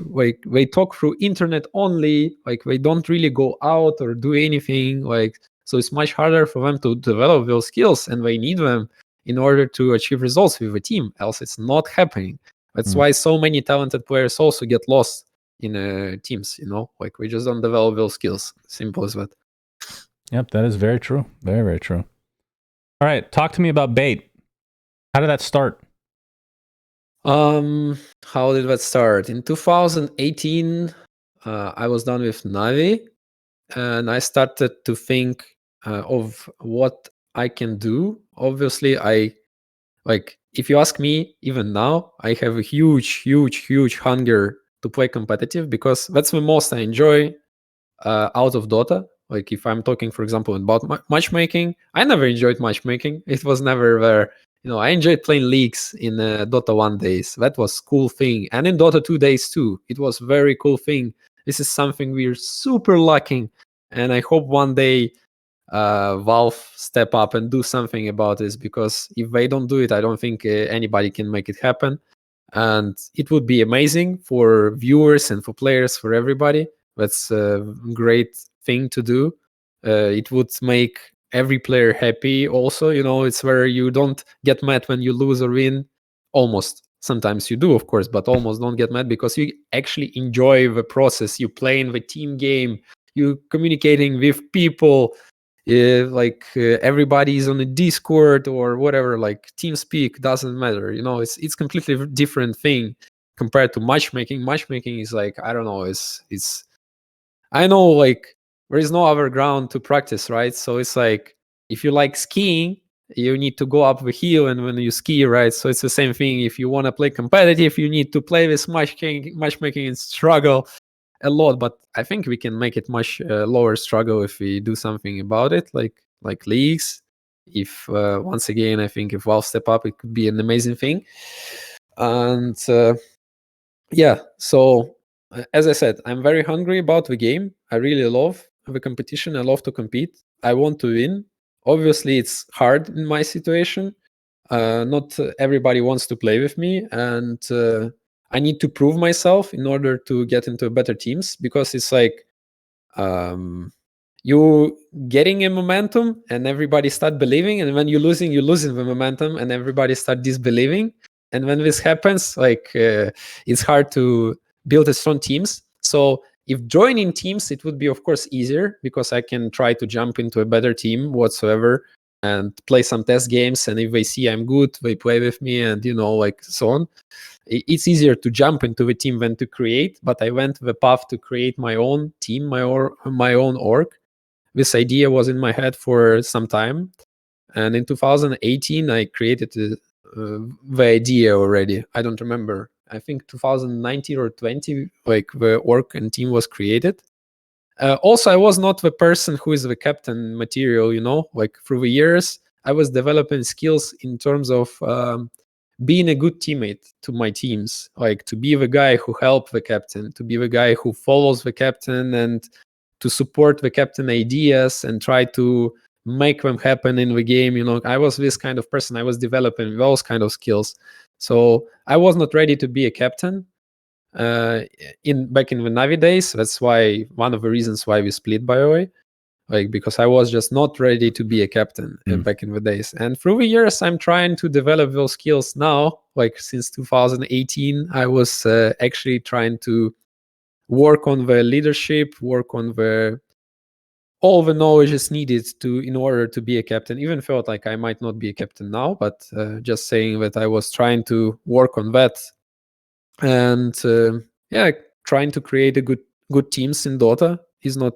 It's very hard to create teams from zero. It's much easier when you have already a stack of players, like 2-3 guys. It's 10 times easier. You basically you just need to find two guys whatsoever, that fits you. It's 10 times easier. But when you're creating a team from scratch, from zero, it's insanely hard. It's super complicated. Like I never had the experience with that, I believe. We always had some stacks, Yeah, and stack can be like you, player, and a coach, for example, or 3 players, or something like this. Like it's already easier. And I didn't have anybody, I guess, now. And so if you're talking about bait, I give it all. I wanted a place where I can give back to the community in a way, because I know there's still a lot of people following me. And I wanted something that I can input my soul into, because I was doing it with Navi for many years. And something that I can give my thoughts, the way how I see it, and to like implement my experience that I gained through the years in esport into, like in terms of make it like nice and good, like enjoyable experience for the community that we're gonna build around and stuff like this. That was my initial idea of creating bait, I guess. And obviously I still want to compete, so like I was doing those Dota teams, and at start it was not bad, but not good either with first interaction. But when it was getting like a bit worse, I would say, and I was experimenting a lot with the lineups and rosters. For example, I had the Brazilians coming to Ukraine, and I was playing with them, and it was an interesting experience. Like when the last roster, for example, I was like building guys from the idea of playing long term, and building up from like, so the very low starting point. The guys almost had no competitive experience and stuff, so it was very hard, complicated to make it work. Yeah, and when war started and everything crashed apart from that. So it was a long process with bait, I would say, but I'm very satisfied with how things are going on right now. For example, before war, we would had like, I don't know, 5 sponsors through a year, so we could already plan things with the organization, make the team better and improve like teams from inside and stuff like this. We got the Counter-Strike team. I don't know if you know about that. Our Counter-Strike roster is like, when we group them up, we were a group of talented young guys, right? We were like, I don't know, top 100 something in world rank. Now we grew to top 50 or something, and they almost qualified to a major in Rio. They got to RMR. They went to Malta, so they're doing pretty well. That's so I think things are like, things are growing. We're getting Valorant team. We're gonna be playing in the Valorant league, and I just built a Dota team in North American Division 1 with the guys. So things are like, and we worked our ass is super hard. I also have a great team like behind Dota, a great team of people, my media team and some other guys. We're doing a lot of great job, and I think without them, bait would be over already after the war started. Like I'm happy I have nice guys on my team. So I do want to talk about the NA roster, but sure. But first, I want to talk. All right, sorry, I'm keeping you longer than you're supposed to be here. But first of all, I can relate. I was muted. I can relate to like creating your own org and wanting to put everything in it, like trying to build some sort of a legacy that extends beyond like whenever you do end up retiring. That's something that will continue to be what you're a part of, right? How the hell do you have time to do that and play? That's my only question. Like, what the fuck? That's crazy. Yeah, I can tell you that first interactions of bait were extremely hard for me personally, because yes, I definitely was trying to do everything. We didn't have money for, like we don't have investments or anything, right? So we had only money from sponsorships and stuff like this. So obviously there was like not so much, and we didn't have money to get everybody we needed in order to make things work. So people would had a lot of different jobs in order to make things work. So for example, I for my Dota team was a coach, player, manager, the guy who is like doing all the schedule, the guy who is like in order of the travel to boot camp, and to make boot camp work, and every watch after everybody food, and then working with a team, and things would keep going. It's not like I'm trying to sound cool and stuff. I understand it's not effective. So for things to be effective, you need to do one thing, and that's what's gonna make it effective. So through the time, my team was getting bigger and bigger. I mean, behind the Dota team, behind the Counter-Strike team, like those guys, and I was like getting more and more proper people that I can believe in, give my all, like the trust and everything, so they can do things, and I can just start focusing more on Dota. So I feel like now is the time for me to be super focused on Dota. But through the years, like through those years, it was very, very complicated. I was taking too much on myself, and giving it all, and it was still not enough, because there is just not enough time to do all of this. It's just simply not possible. Yeah, for sure. So you say that you're still like, excuse me, you're still really driven to play competitively. A lot of players from like, how to say, our generation or whatever, tend to over time transition to like playing. A lot of them play position 5 or play position 4, or switch to the supporting role, and then take more of a like use that angle to use their experience as pro players. What is it for you that keeps you anchored so much in mid? Because correct me if I'm wrong, you've never played anything else than mid in all of Dota 2, right? And it's been, what now, 11 years? So, like, is there something? Because I think it's a question I often see when your name is brought up. People are like, why does Dendi still play mid? A lot of the people he used to play with on his old teams now play 5, like Puppy and Kuro, and they've been really successful as captains, right? Is it just because you don't see yourself as a captain? Does the role not interest you? Or do you just not feel like you have the potential there? What's holding you mid? I was trying to captain from a mid position for some time now, and it was sometimes working, sometimes not so effective, because I was trying to control everybody in the game and playing mid at the same time. So obviously I would lose focus in some situation, which would affect my gameplay in some times. But I was doing that, and I think it was successful in some times. But yeah, obviously it's easier to be captain. Even though I think nowadays, like, the captain thing is a little bit splitting more compared to back in the days when we used to play Syndrome, in the highest level, because now every player should be super knowledgeable in terms of like this understanding of the game. Like, everybody is like 20%, and I don't think anybody can slack and wait for captain to give him some ideas or calls. It's just not, those teams not gonna achieve any results for sure. So like the captain nowadays it's still needed, like in terms of like people still watching to one direction, one ground, but captains now don't even do drafting, like it's coaches now who do drafting in most like big teams, almost, except for some exceptions, maybe Puppy in secret, right? And so in most, maybe some other teams too, I don't know. So yeah, about me playing mid lane, I don't know, I like it, I love it, I love to play it. I feel I have a lot of experience and skills that help me on mid lane, like to do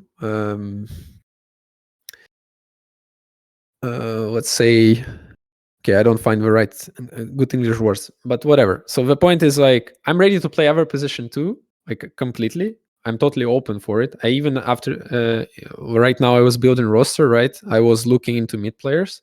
So I was ready to switch to post 4 or post 5. I'm enjoying actually playing supports in matchmaking. That's all I can say. Oh, I've never heard anybody say that before. My goodness.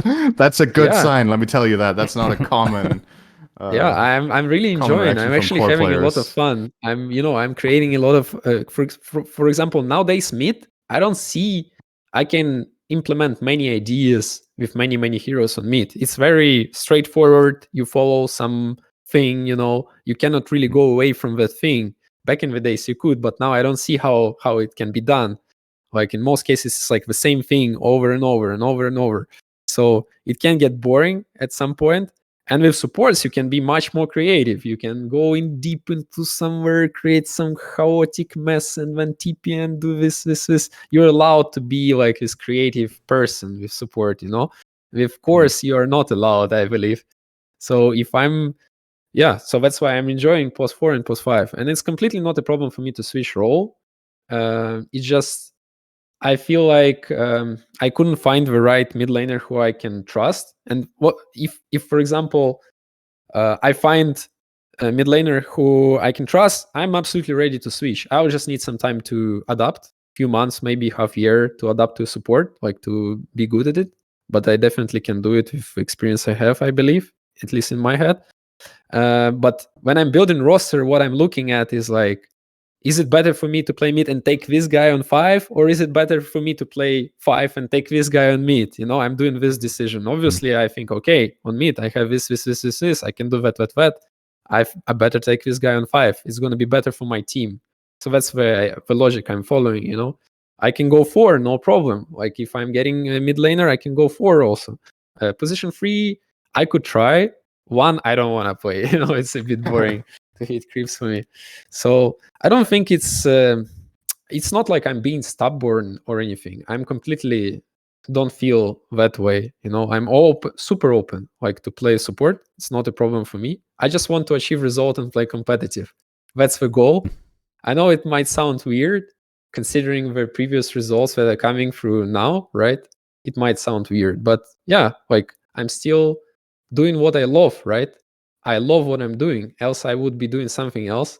If we're talking about some money point or whatever, if I go streaming, I'll make much more money than if I'm playing every day competitive and matchmaking to get better, to get into better in competitive, where I struggle and actually I get mad playing matchmaking because Syndrome better than anyone else what is matchmaking. No, it's great, trust me. We don't need leagues. I think it's good. So leagues would be the new bait roster, how did that come to be, and what's the deal with NA? I think everybody was taken aback by that. People like me, very, very excited because NA has kind of been a shit show. Cinder and I cast a lot of the DPC last year, and my God, outside like 3 teams, it was just not remotely interesting. I think I speak for very Cinder. Imbalanced region. Yes. So I personally, I know there's some, maybe people will disagree on some level, but I like seeing different people come to the region because I think it helps. I think we've seen that across the board for pretty much every region up until now. So how did that come to be exactly?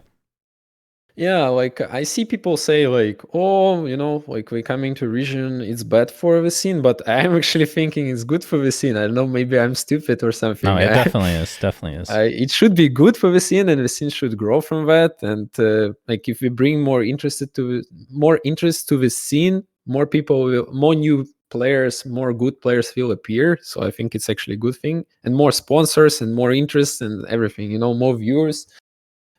Bigger viewer base whatsoever. So I don't think it's a bad thing. I think it's a good thing. So how it happened is like, there's a lot of different reasons for this. So from my point of view, so one of the reasons, like I don't want to play in Eastern Europe, like because I have a lot of people being very skeptical to me. So it's extremely hard for me to build up teams here. Super hard. So it's much easier and much better for me in different regions because when I speak to people, they're actually very nice to me, and like it's much easier for me to build in any other region than Eastern Europe. Eastern Europe is just insane in that regards. And another reason is like we switched after the war, obviously. Like after the war started, we switched to international global market, kind of. We start doing things in English, doing the media in English. I start streaming in English mostly, and it's just reasonable for us to switch to some Europe or NA or SA region. I believe it just sounds reasonable for me, or maybe Southeast Asia. Another reason is obviously there is this season, for example, because of war, many things happens here, horrible things. Everybody struggles. As I said, even if I'm talking about my work and stuff, we lost all the sponsors and stuff, but it's not comparable to what Ukrainians are going through. It's just some silly things that nobody cares. So missiles are going here, right? We're hitting Russia, terrorizing our cities right now. We're shooting missiles into critical infrastructure. So most of the cities in the Ukraine don't have light, or we give light for a few hours per day. So I'm lucky I have light, for example, right now. And because of that, I think esport is very hard to be in esport in Ukraine. It's you cannot really know when light gonna go off or on, and people cannot play, cannot practice. It's crazy in terms of who struggles the most out of those rocket attacks is actually older people and babies. We can survive without light, it's fine, but they just really terrorizing the people who cares about having this energy. So this is insane, just insane. So yeah, that one is tough. Anyway, so for me, in order to I want to keep doing my thing, right? I want to keep my organization alive. I want to be able to for us to pay salaries to people who work in the org and stuff like this, which is very hard and complicated because by the way, thanks to our only sponsors, esports is helping us at the moment. Thanks to them, we are surviving, I guess, in terms of that. So yeah, the idea was to try to move to different region and play from there if it's possible, because it's not so easy to relocate from Ukraine. Also, men are not allowed to leave country, but because it's a big tournament and it can be more exposure for a community, I think it's actually good that I can do it and go to NA and play and bring more attention to what is going on here also. So I think it's benefit for me and for everybody. And so when you say you're not allowed to leave the country, how is it working then concretely? Is there some sort of exception because of sports, or yeah, exactly. Okay. Yeah. So it's really good that you get that opportunity. That's nice. Yeah. I'm really lucky, I would say, that I have this opportunity once again. But yeah, esports, considering it's sports in Ukraine, we have the esports ministry and sport ministry, so we are connected. It's very complicated and very hard. There was a chance we would not get out, but I think it's most likely we're gonna get out from Ukraine. But there was a chance we would get Deflus, Techlus, through the entire DPC season. So we kind of all in on that. We put everything online in getting there. So how I was building the team is at first I was trying to search what region I can play in. I was trying to find. Obviously, I cannot go for qualifiers. The explanation is very simple. I cannot put everything online to relocate to play qualifiers, because there is a huge chance you can lose best of one and go out or whatever, right? I didn't know, by the way, there is 4 opens, but there is still a huge chance you're not going to make it. Another reason, it's harder to build a good team because players will not want to go to your team if you play in qualifiers. So I was searching for ways how we can make it to DPC so I can build a stronger team also, so I have something to afford to players so they are more interested to go and play and stuff like this. And I was looking between 3 regions, which is Europe, SA, and NA. And I was searching for opportunities. And when I found this good opportunity with an AD1, that's where we went for it. We kind of went all in, I would say, because it's very complicated once again. And I was talking to many players through last month and a half. Right after TI finished, I was already like in talks with many players. I talked, I don't know, maybe 200 guys from all over different regions, and had different ideas on how the roster will be built. In the end, I don't know how it happened. We have 4 Ukrainians, but it was never planned. But it worked like this in the end. But I was talking to people from all the regions. It could be Southeast Asia guys. It could be like guys from South America. And we got one Moose from Peru, right? It could be more. It could be NA players. It could be even European players. I talked to some guys too. But in the end, it happened like this. I don't know. Like I could be playing position 4 or 5 by the way too. It was where I talked to maybe 6 mid laners that I was interested in. And in the end, I decided that still this is the best interaction of roster I can get. Like, of course, it's combination of who wants to play with me, right? And in this team, and also who is available. Like, it was a combination, and I think we still got a pretty good roster. I'm pretty satisfied this time. So if I'm comparing to previous roster, the previous idea was to work long term, from find the right people to work long term, and we actually were doing some psychology tests with players. It was very interesting scouting work for me. And trying to combine how can it click, and when we got those guys and we start working with them. But the starting point was super low. That's why we were losing everything. Even if we're getting to Div 2, we're losing everything. And then now I think the starting point is much higher for the team. I really like the players. I think Fanik is a very cool, experienced guy. And he lived in my home, by the way, for 3 months after war started, because he's from Kharkiv, which was like super bombed. So like he got to my city, like, and lived with me. So I saw how he's still also hungry to the game. How much time he spent on Dota, how interested he in the game. So I realized, because before that I was like not sure if he's still interested, or like if he's still hungry, he still want to win or not. Like I was not sure. But after I lived with him, I realized that I would like to play with him. I know he's very good. Yeah. And then I found like the Moose guy from Peru. I had incredible feedback about him as a player from different sources, from different people. He's very cool, and he's a captain material also. Like he's a very nice guy, and he's a very strong guy. And I really believe in that idea. I'm really lucky he agreed to play with us in the end. And like other positions, there were like different people I was choosing from. Lodin was the guy. By the way, he also lived not so far away from Lviv. Apparently, I met him one time, like 1.5 years ago, and had some cool talks with him. So I knew him in person, and I knew that he's a very nice guy. So that made me also like choose him over everybody else. And he's pretty high rank. I think he's 170 or something, at least when I was picking him up. So for position 5, it's pretty nice, I would say.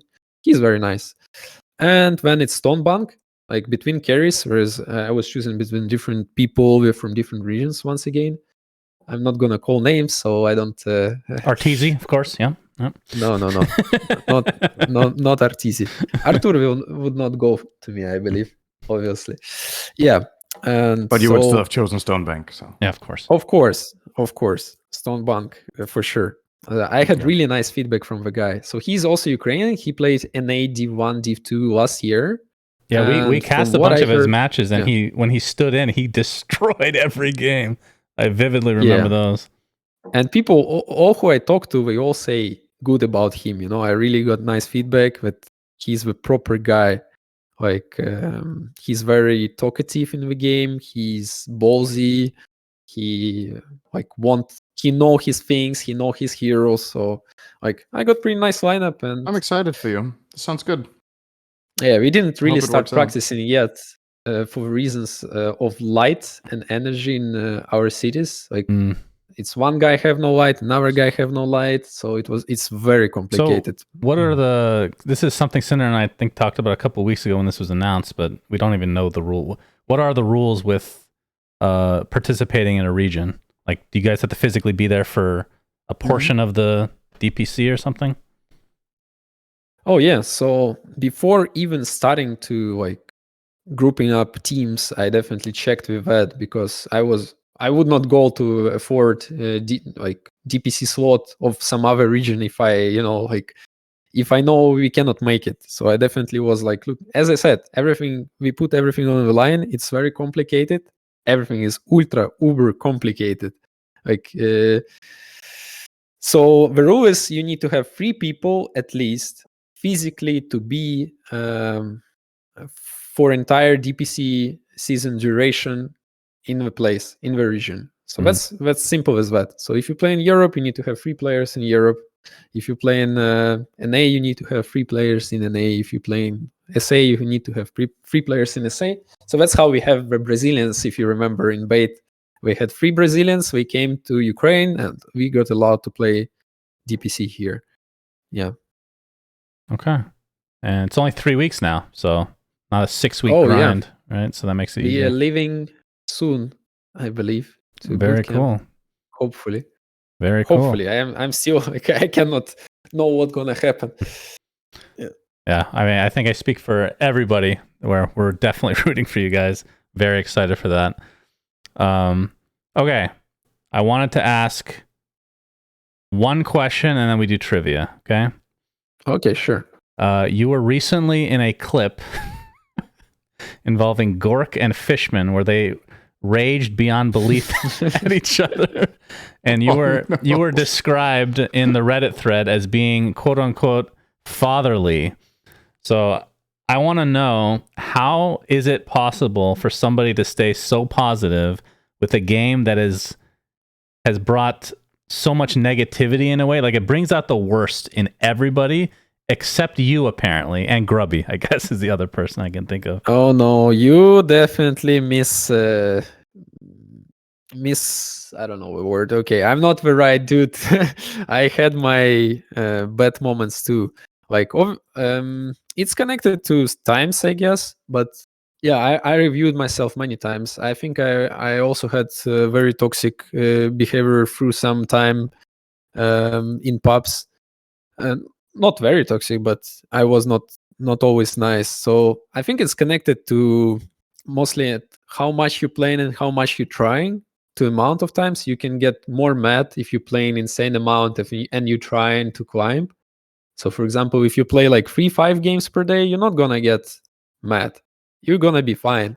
But if you're playing 15 games per day and you're trying your best and you're trying to climb, and you get insane amount of games griefed, ruined, and so on and so forth, you're gonna get mad no matter what. You're gonna lose your mind at some point. So it's just, and it's a circle.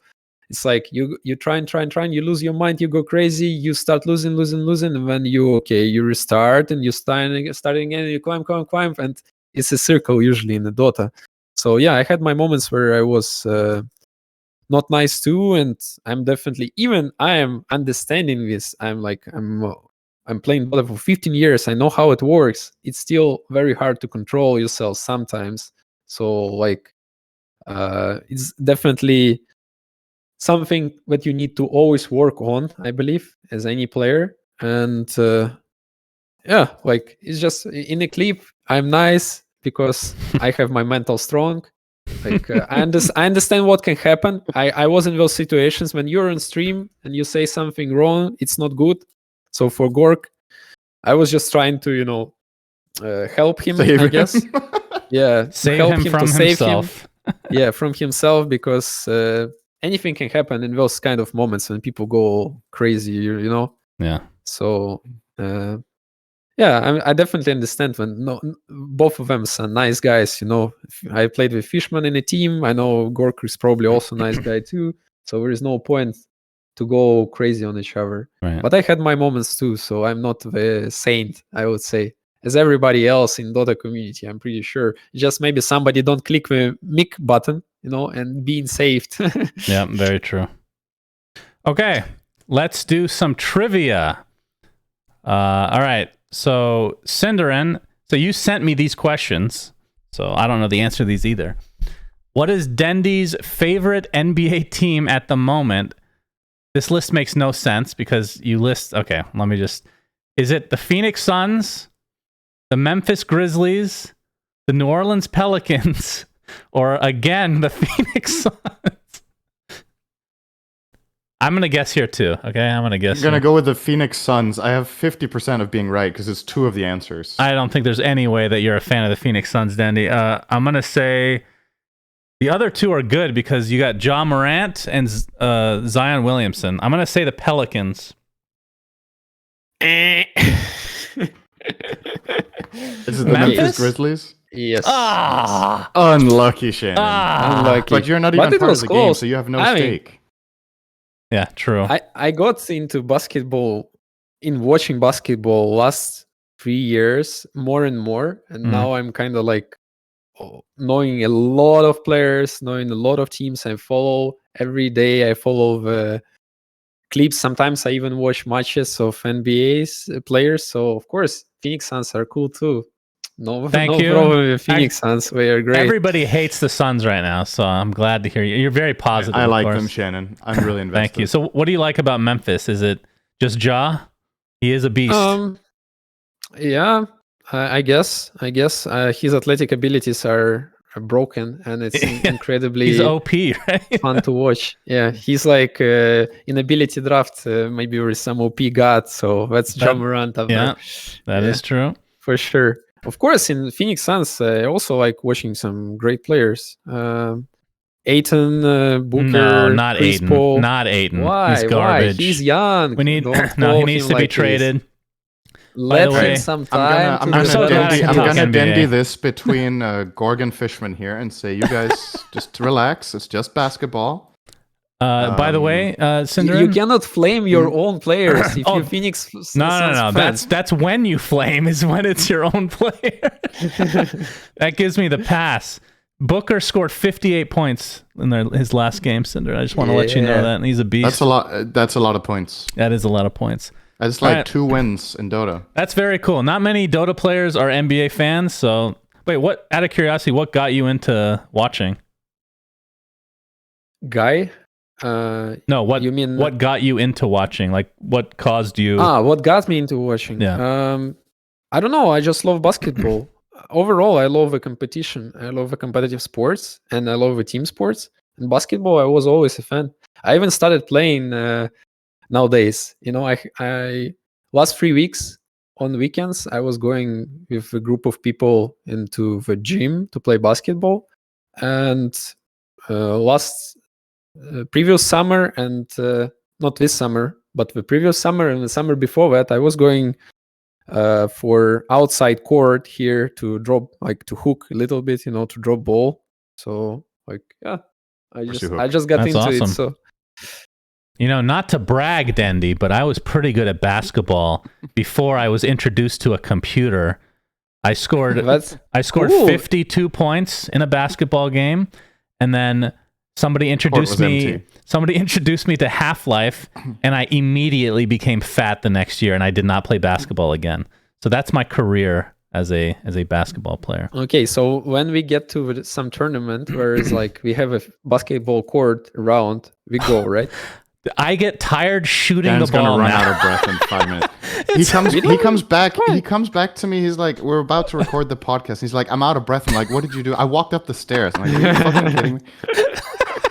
Well, I am American at the end of the day. All right, you can't blame me too much. All right, next question for Dendi. What is Cinderin's favorite drink? Is it A, gin and tonic, B, dark and stormy, C, amaretto sour, or D, tequila sunrise? Oh my god. What is dark and stormy? I have no idea. Cinderin? Okay. Let me tell you exactly what the ingredients are. Okay, it's not the thing. No, it's okay. Go. Smart. You're smart.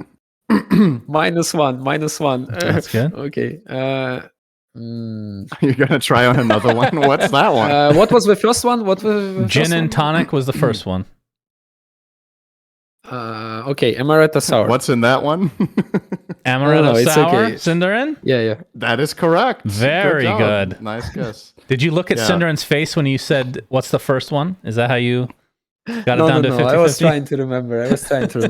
We also are a little bit, hard. And Amaretto Sour is cool. I genuinely forgot what's in a Dark and Stormy. I know it's ginger beer, but it's ginger beer, rum, and some bitters. It's very simple. But it's a good drink too. I do like that one. So all right. I wasn't just Googling random drinks and selecting. Sindarin, what is Dendi's favorite music? Classical, electronic, rock, hip hop? Electronic. Dendi? Classical music. Classical music. Oh. Yeah, I love a man of music. class. I like that. guess, I have my mom musician, influential from Of growing course. up and the whole. Yeah, I see. Makes sense. So what's your favorite? Is like Mozart type stuff, Beethoven? Like how far back we talking? A lot of different things, I guess. Like lately, I loved Debussy. Debussy is cool. Lunar Sonate and other things. You can listen it out. He have a lot of cool. I have to look it up. Compositions. Debussy.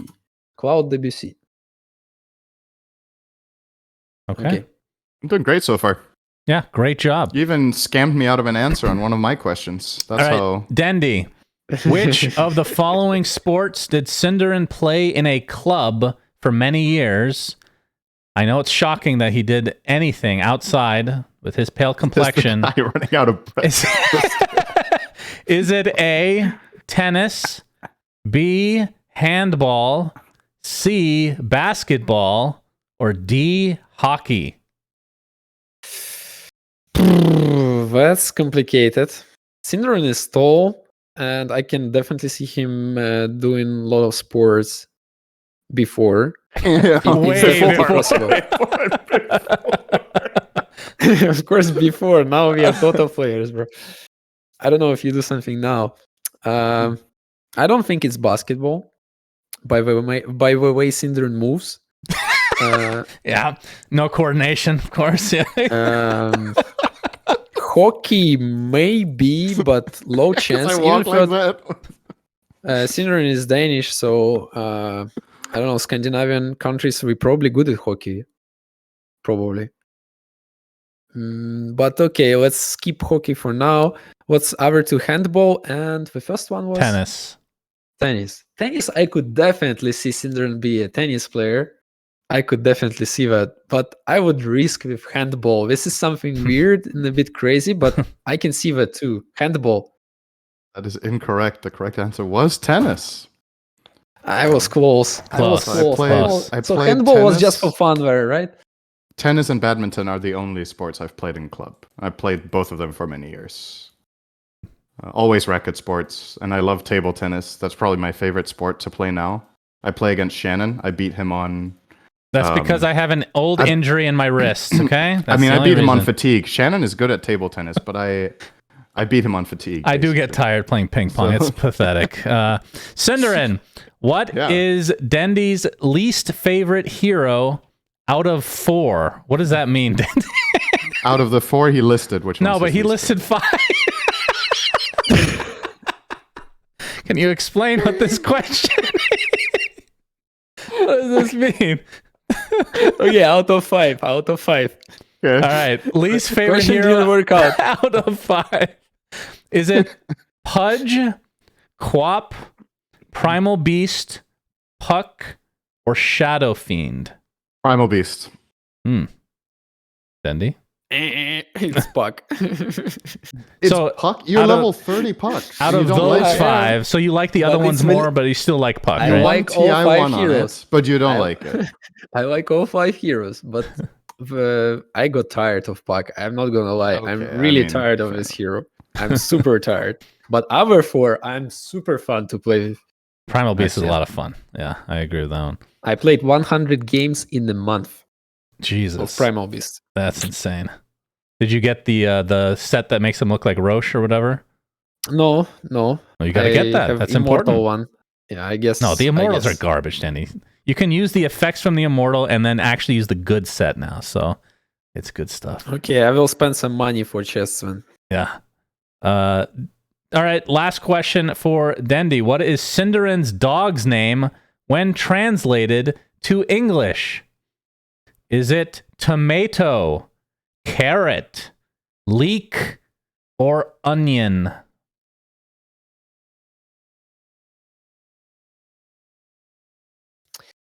By the way, we've asked this with almost every guest.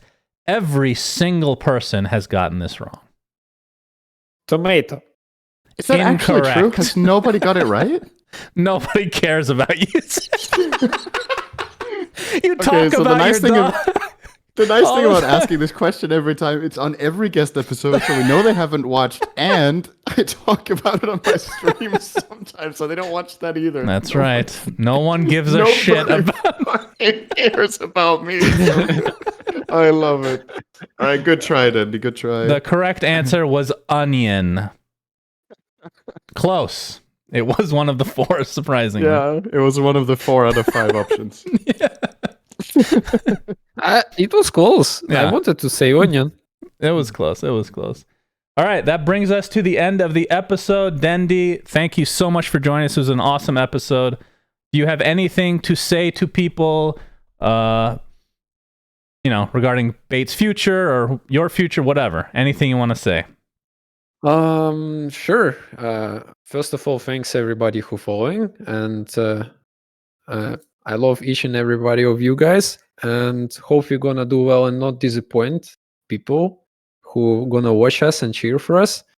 And obviously support Ukraine, guys. I hope this war gonna end soon, and we're gonna fight and defend ourselves.